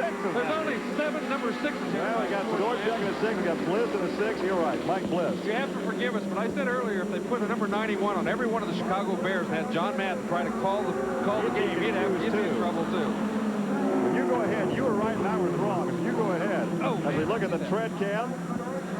But that is Mike Bliss out there in front now. He ran 2nd in our first feature race, so we know he's got that race car working extremely well, and he's moved out into a good-sized lead over Tice Carlson in that orange car who's running in 2nd place. And Tice Carlson came from last starting position in this race. Mike Bliss is the youngster from Milwaukee, Oregon, who flew in to race with us this weekend, and tomorrow he'll fly back home. There's a look at Burdine in the 48 car, and there was a look at Fedorchak in the white number 6. That's right. Burdine's doing a very good job in that car. It's not really the best race car, fastest race car out here, I should say, but he's doing a real good job. And look at Tice Carlson. He's really picked up on our leader and right on his tail. Tice Carlson has come a long way over the last season. Some good equipment, and he's getting some good experience. Laps in the cockpit. That's exactly what he's doing. He's really come a long way in the last couple of weeks. Although last week, if you remember, he had a real bad push in the race car, and some of his crew members told me that he was complaining of having a loose race car. So I think going to pay a little more attention to what's going on in there. Look at this side by side, but the momentum belongs to Bliss. And Bliss, using that high line, maintains the momentum through turn 2. Well, it's very difficult to maintain the momentum off of the corner when you get down in and under a guy like that. You just about always are going to lose the drag race at the starting line, which he did that time. Boy, he lost it big time there. This is the white flag lap. 1 lap to go, and Bliss has a big advantage coming off the second corner. Yeah, I think Carlson hurt his tire real bad when he got down under and got all sideways.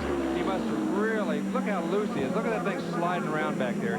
He got that tire way, way too hot. He could have even blistered it right there in that one corner. So Mike Bliss takes the victory. Here's the battle for third position. Bernine hangs on. Fedorchak goes to the fourth position. And we can also tell you, we talked about Aaron Truax earlier. He pulled out, so he will not transfer to the main event. Aaron will have to be a spectator for the 30-lap feature here at Indianapolis Raceway Park. And there is a look at one of the Bliss brothers. His brother Pat also is a racer from the Oregon area. And that's the V6 Chevrolet. We've seen a number. I don't think there is any division in all of motorsports that can profess to having more power plants, a more diverse variety than we have right here. And all of them seem to be right in their own element. I mean, they all seem to be very fast at different times. The Vogler engine down there, all of them. But they, you know, I think we've had 3 different winners tonight. Top 6, they transfer. Bliss, Carlson, Burdine, Fedorchak, Cameron, and Rick DeLorto. He says he'll go and spectate if he can walk into the place next week. Let's take a look at the recent action over at Knoxville and a couple of new winners. If you go to Knoxville this year, one new thing you can do in your spare time is to visit the National Sprint Car Hall of Fame and Museum. For the first time, it's going to be open to the public during the Nationals, and inside you'll find a lot of Doug Wolfgang memorabilia. This sprint car on display, the Bob Trossel machine Doug drove back in 1977, won both the National and the Track Championship. A lot of great old photographs of Wolfgang, too. This will take you back a little ways. Meanwhile, Wolfie is very much on the minds of the many who attend and participate in the regular weekly shows at Knoxville. Last week, 77 sprint cars and drivers showed up, some using whatever means possible to get there. Not all sprint car drivers traveling first class. They were competing in both the unlimited and the limited categories, but they weren't all local drivers. Check out the flag. These guys came all the way from Australia. Skip Jackson, Jamie Boyle, also Gary Brazier. Number 55 is Max Dumsney. He was at the Nationals last year along with his wife Melinda, and he's back in Iowa along with Peter Murphy, a 24-year-old sprint car rookie who came to the States for some seat time. It's just a big learning deal. You just keep on learning for as long as it takes. It's just, but this is the best place to come and learn, because this is where it's sprint car capital of the world at Knoxville. This is where all the big names run. This is where they have the Knoxville Nationals, and I'd like to be a part of that. The sprint car buzz is that 9 Aussies will show up for the Nationals this year. And while dirt track racing may indeed be America's #1 sport, the #1 driver at Knoxville this year has been Danny the Dude Lasowski. Reunited with car owner Gary Forbrook, a former driver himself until a bad crash left him in a wheelchair. Now, this team had won 6 in a row until their streak was broken the previous week. Tonight, with a big crowd on hand, the Dude was ready to try and return to his winning ways. Des Moines, Iowa youngster Danny Young led the 20-car starting field into the first turn of the A feature, but keep an eye on the back of the pack. A little contact back there, and the white car of John Carney up and over. Carney was not injured.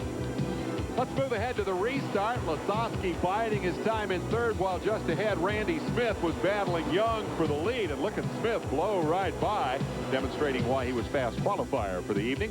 A few laps later, Rod Henderson got sideways, spun down into the infield, causing another stoppage of the action. He was okay. And in the end, Smith from Mount Air, Iowa, 90 miles west of Knoxville, held off Wasowski. First victory for a brand new team. And I do want to show you one more thing. Great piece of driving here in the limited sprint feature. 360 cubic inch displacement engine, smaller wings and tires. And you watch on the bottom of your screen as number 1, the Sammy Swindell lookalike, David Hesper, passing not 1, not 2, but 3 cars in 1 move en route to victory. Who knows, maybe this guy will be the next big star of the Knoxville Nationals. How you put a Sammy Swindell's paint job on that car makes it run pretty fast. This is tonight's main event, and the USAC guys are hustling to get them out there. They know we're running late, and the cars are being pushed and fired for the 30-lap feature, which will wrap up this wild and rough and tumble evening of Saturday Night Thunder action at Indianapolis Raceway Park. The cars being pushed for the championship finale here, and so we're going to go topside, I think, here with Gary and Larry and get an idea of what we might anticipate here in the main event this evening. Guys, we've seen a little of everything. What are we going to see now? Well, if we could jump in here before we talk about this evening's main event, we talk about caring for your fellow driver. A lot has been said about Doug Wolfgang, the guys that helped to get him out. Steve Beitler has joined us this evening. Steve, as we mentioned earlier, is here as a spectator, hoping to put together a program to run with us next year. You were considered one of the heroes, you and Mark Kinzer, because you were instrumental in getting Wolfgang out. And I know you've said before, I don't feel like a hero. I did what I had to do. But obviously all the race fans, thank you for your involvement. Well, I'm just glad I could help out. You know, there's a lot of people involved in that rescue. You know, track workers, some of the World Outlaw officials were in there. The biggest problem we had was because of the fire and the size of it, it was tremendously hot. Mark Kinzer and I were able to get right in the middle of it because we did have our fire gear on, but we weren't able to stay in very long. Doug was stuck in the car because we couldn't get the steering wheel off. Therefore, you know, the rescue efforts did take a little bit longer than we'd hoped on. Well, talk now about your program for next year. We talked, I had a chance to visit with you before practice tonight. You said, you know, I'm here, I'm looking around, I'd like to be here racing with you guys next year. Well, I met with some new sponsors about a week ago, and they're real excited about doing a program with my team next year, and they want the best coverage they can get. And the last couple of years, ESPN has done a fantastic job working with USAC on the Saturday Night Thunder. That's why I came out here this weekend. The World of Outlaws had an open weekend. A lot of drivers went to Eldora, whether it rained out or not, I'm not sure. I thought I'd come out here and take a look around and see what this is all about so I can take it back to my sponsors and really let them know exactly what they can expect. Now, last check, we didn't have wings on these cars, and we don't have dirt here. What do you think about running pavement without a wing on your head? Well, it's a real challenge, but you know, it's like anything. If you get out there and do your homework and you practice and keep her straight, you ought to be able to do a pretty decent job. Gary Cameron's out here tonight. He's ran with us a little bit, and he's doing a real good job. You're not going to come in here and light the world on fire because these USAC guys are real fast. So I'll come out here, pay my dues, and learn what to do right, and listen to the fast guys, and hopefully they can help me out a little bit. I think that's the key, Larry Rice. When a newcomer is in the program, no matter what he's done in his racing career, if he listens to the guys he's competing against. Well, it's always been my contention that if you can drive a race car, you can drive any kind of a race car. The key is to get good equipment and good people around you that can help you, exactly what you said. So if he can drive a World of Outlaw car, or if he can drive a go-kart, or if he can drive whatever, and he has the determination and the desire to be here, then he's going to do all right. Dave, what do we have coming up tonight on ESPN? Well, we appreciate the folks hanging with us here. We will go to baseball tonight as quickly as we can get this 30-lapper in and then directly to Sports Center. So we're going to do our best to bring you up to date on all the rest of the sports world. And then, of course, it's arena football. You want excitement comparable to Saturday Night Thunder. That's the place to find it. That's all coming up here on ESPN. We know we're running late. We appreciate the patience. We're hustling to get that main event fired and rolling. And, in fact, the last few cars are being pushed right now.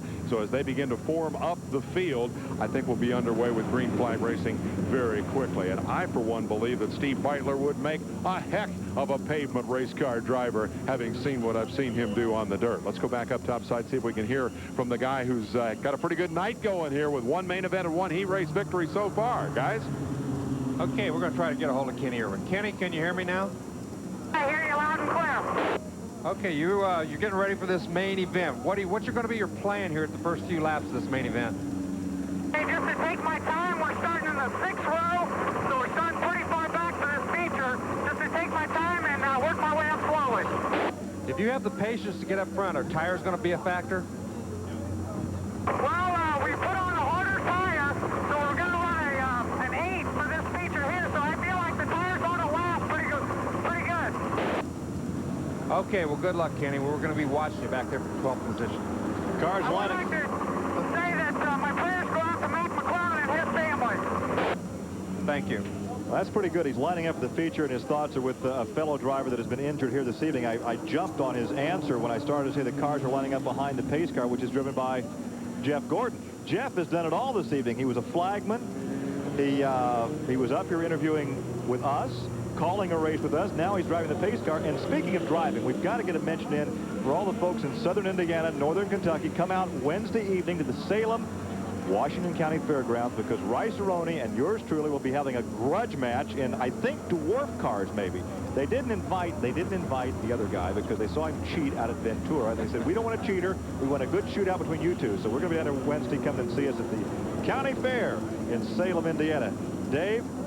Additional word coming in on the Mack McClellan incident. We understand from Dan Blicky, second in command here at the racetrack, that Mack McClellan was, in fact, responding to commands from the medical personnel as he was loaded from the track ambulance into the Lifeline helicopter for the flight to Methodist Hospital. That is a remarkable piece of news, and it confirms the optimistic reports that we've been getting throughout, first of semi-consciousness, and now that Mack McClellan was, in fact, responding to commands from the medical personnel. He is seriously hurt, but it appears that he may pull through this, and we're certainly pulling with him. All of our thoughts and prayers go to Mack McClellan as he makes the short flight over to Methodist Hospital, and our thoughts, too, with Mack's family here this evening. It was a violent night of action on Saturday Night Thunder. Mack McClellan, so far, offering or providing us with some optimistic news to report, and as we hear more, we will continue to update that story.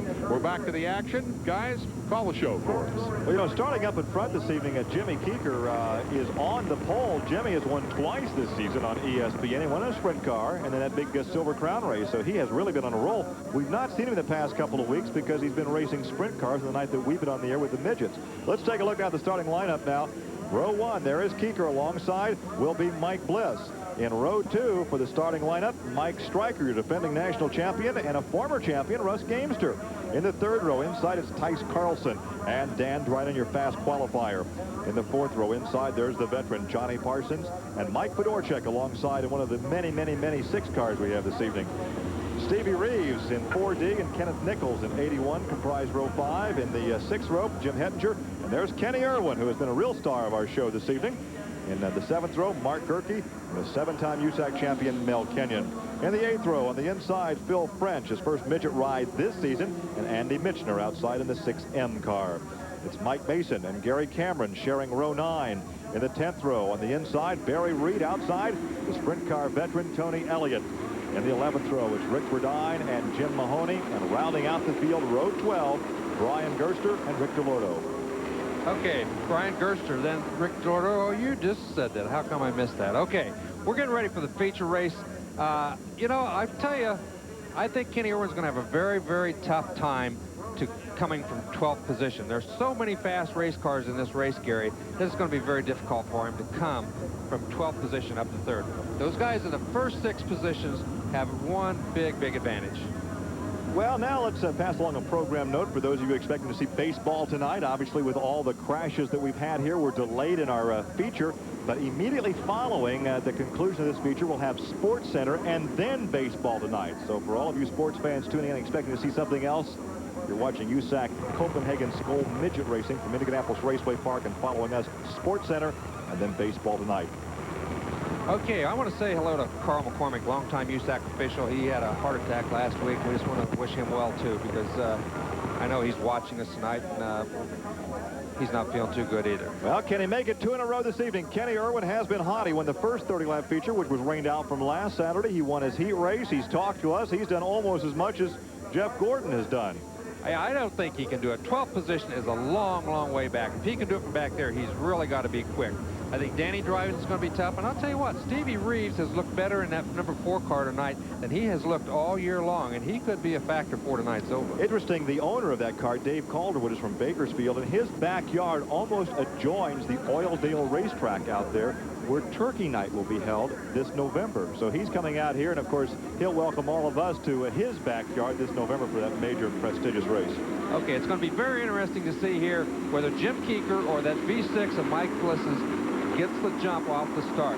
Bliss has the preferred starting position. Although Keeker has the pole, really the outside is the preferred spot. And I'm sure he's going to try to get the lead right away. Inside, Chevy V6 on the outside. Once again, the diverse engine selection that we have here this evening. We're about to go racing in our second feature this evening. Will Bill Carey turn them loose? Yes, he does. Keeker just got a little bit of a edge on him. Duck, everybody duck. And there they go away from you in our tread cam, the slam cam in action here at Raceway Park. But once again, look at the lead down the backstretch for Mike Bliss. Mike Bliss, he just stuck in there. He didn't let Keeker bluff him. He didn't let him make him move over. And when he did, Keeker got lost a little ground coming off the bottom, and he moved that into a 4 or 5 car length lead right off the bat. And look at Russ Gamester in that yellow, or that red number 46 car. He's moved into third with Danny Dryden in the white number 33 right on his tail. Both of those guys look very quick early in the race. There goes Dryden on the inside. Once again, he has that Tucker-built Pontiac, and he is up to second position. Or did he hold that? Well, we can't see from that vantage point as we ride along. Now he's back to third. He could not get by. There was Mike Stryker going right across our camera. Mike Stryker was on the low side. There we see Stevie Reeves, that black number 4 car. That's John Parsons in the 11 car right behind him. And Tice Carlson follows him through 3 and 4. We're riding now with Kenneth Nichols in the CarQuest Cage Cam. That's the AO81 car. He's been victorious a couple of times this season, but he's back in the pack right now. Yeah, he's just looking for a way to get through there. Stevie Reeves working very hard there. Is that Mike Fedorchak? That's Mike Fedorchak.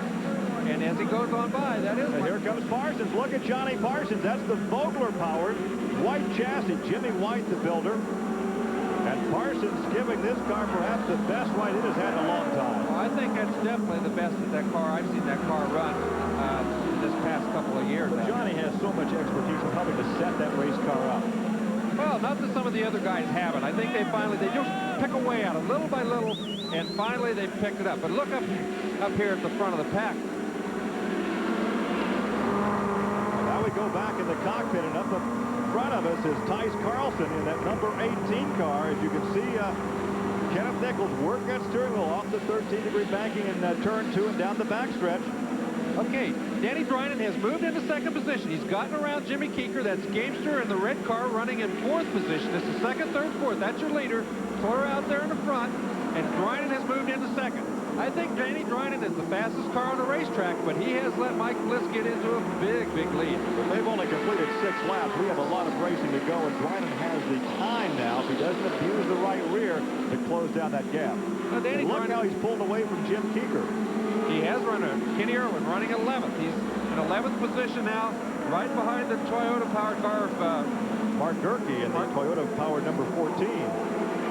He doesn't seem to be working near as well in this race as he did earlier. He's following Gerke, but not able to really man and go around him. And that's Jim Hettinger in that blue number 5 car right behind the black number 7. Mel Kenyon, the 7-time USAC champion, has pulled out of the race. He was out of brakes. He had a difficult time getting that car slowed down, and finally a crew member had to grab the bumper to help get it stopped in the pit area. I think this points out, Gary, how fast everybody is here tonight. I mean, this guy won the first race. Now he's running in 11th position and really struggling to get around anybody in front of him. So that means that all 10 of those guys in front of him are also running very, very fast. Well, there's your leader once again, Mike Bliss. That is a Chevy V6 power plant.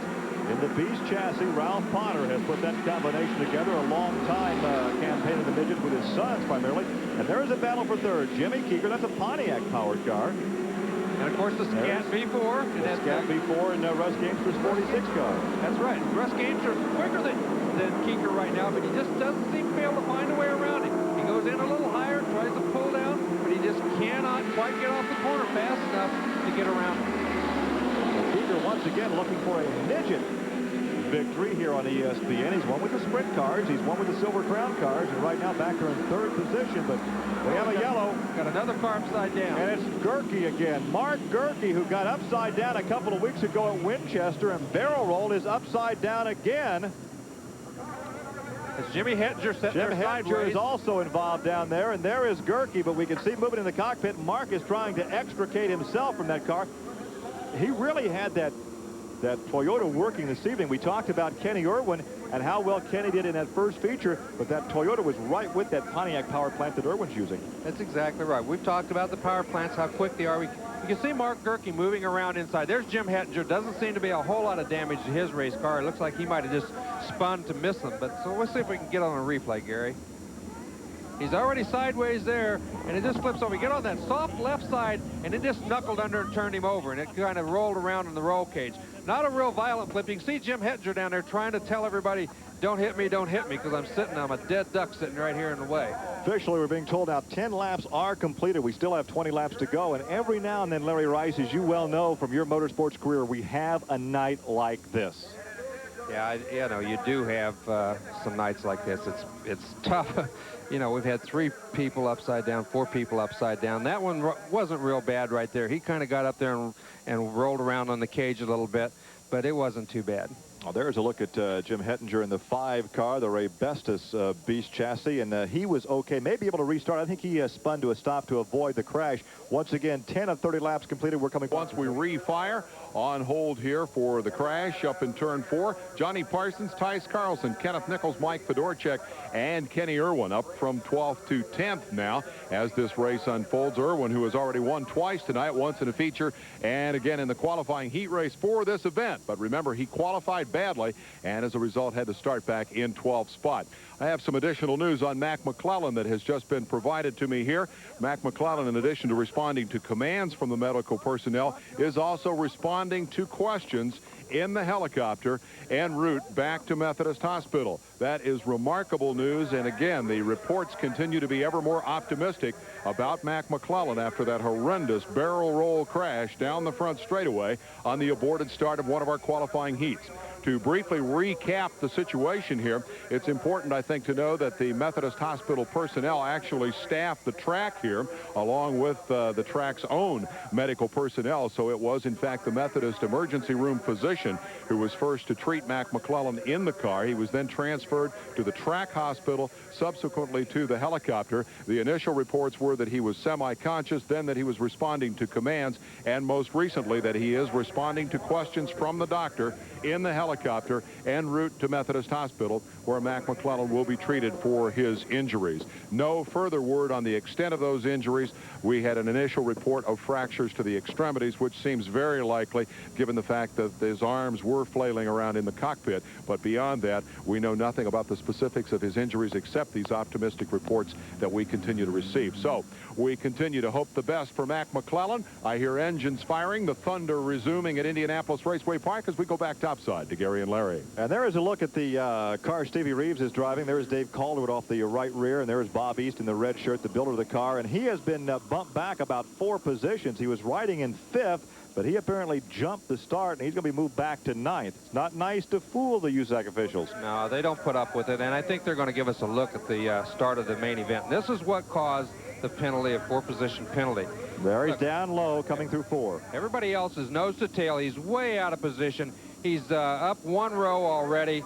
I don't know whether he gained 4 positions before he got. Oh, he's gained 2 positions, and they penalize you 2 positions for every 1 that you gain. That's the reason he got 4 positions put back. He was just out of line. So on the restart, he'll start 9th. That's exactly right. Did you ever jump a start? Now be honest with me.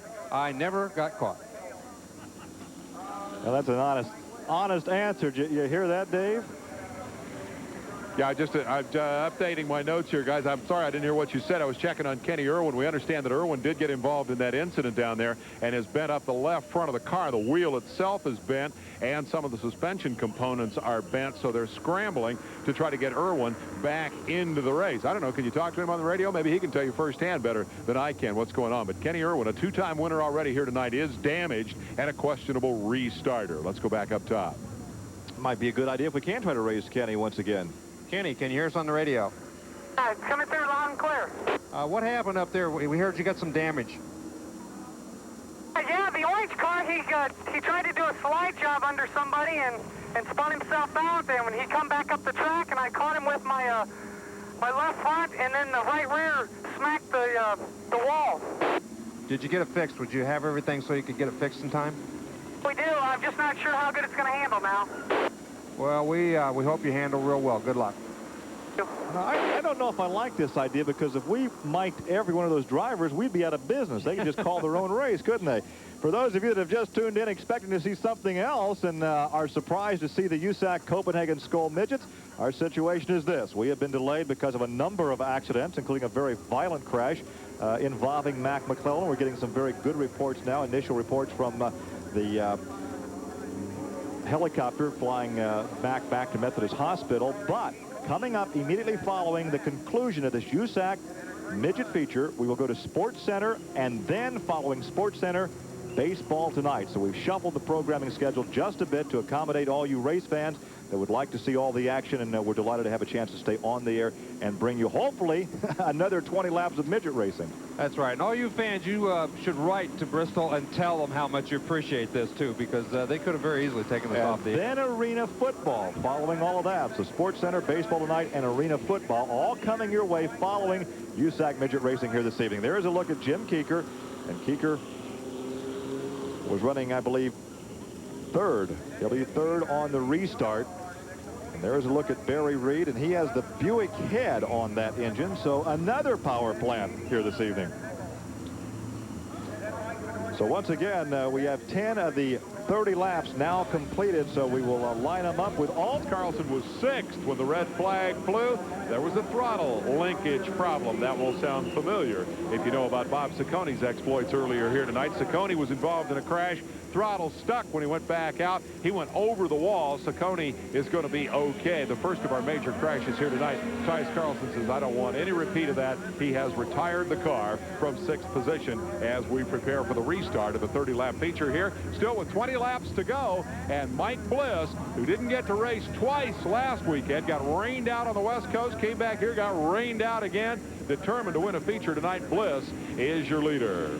This is the kind of night for drivers, for fans, for car owners. You simply want to get the race over with and go home and forget about it and go on to tomorrow. Well, we've had better nights out here, Gary, but I'm going to tell you, these first two guys up here, they're anxious to get it over with, but they both want to be in the lead when it's over with. Mike Bliss is running probably the best race that I've ever seen him run. He ran for the second best race I ever saw him run in the first race we had here tonight. We don't get to see him a whole lot out here in the Midwest. I know he's been a big factor on the West Coast for a long, long time, but he's done an exceptionally good job here tonight. But Danny Drynan is very, very tough.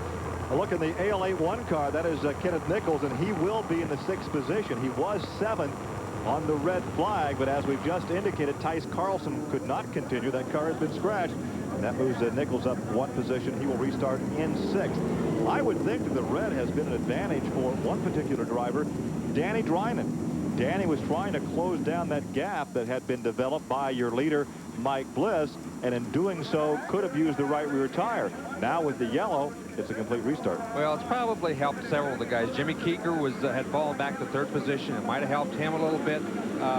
Kenny Irwin, who was not moving up nearly as quickly as he wanted, it might have helped him. So they were going to be interesting to see who made what adjustments. And we are going back to racing the start of lap 11. Remember, 20 laps to go. So let's see if, in fact, by cooling off the tires, it has been an advantage for some of the drivers. And keep in mind that Stevie Reeves was penalized 4 positions, dropped back to 9th. And look at this, a new leader down the backstretch. Your leader is now Dan Drynan. Danny Drynan is very, very aggressive.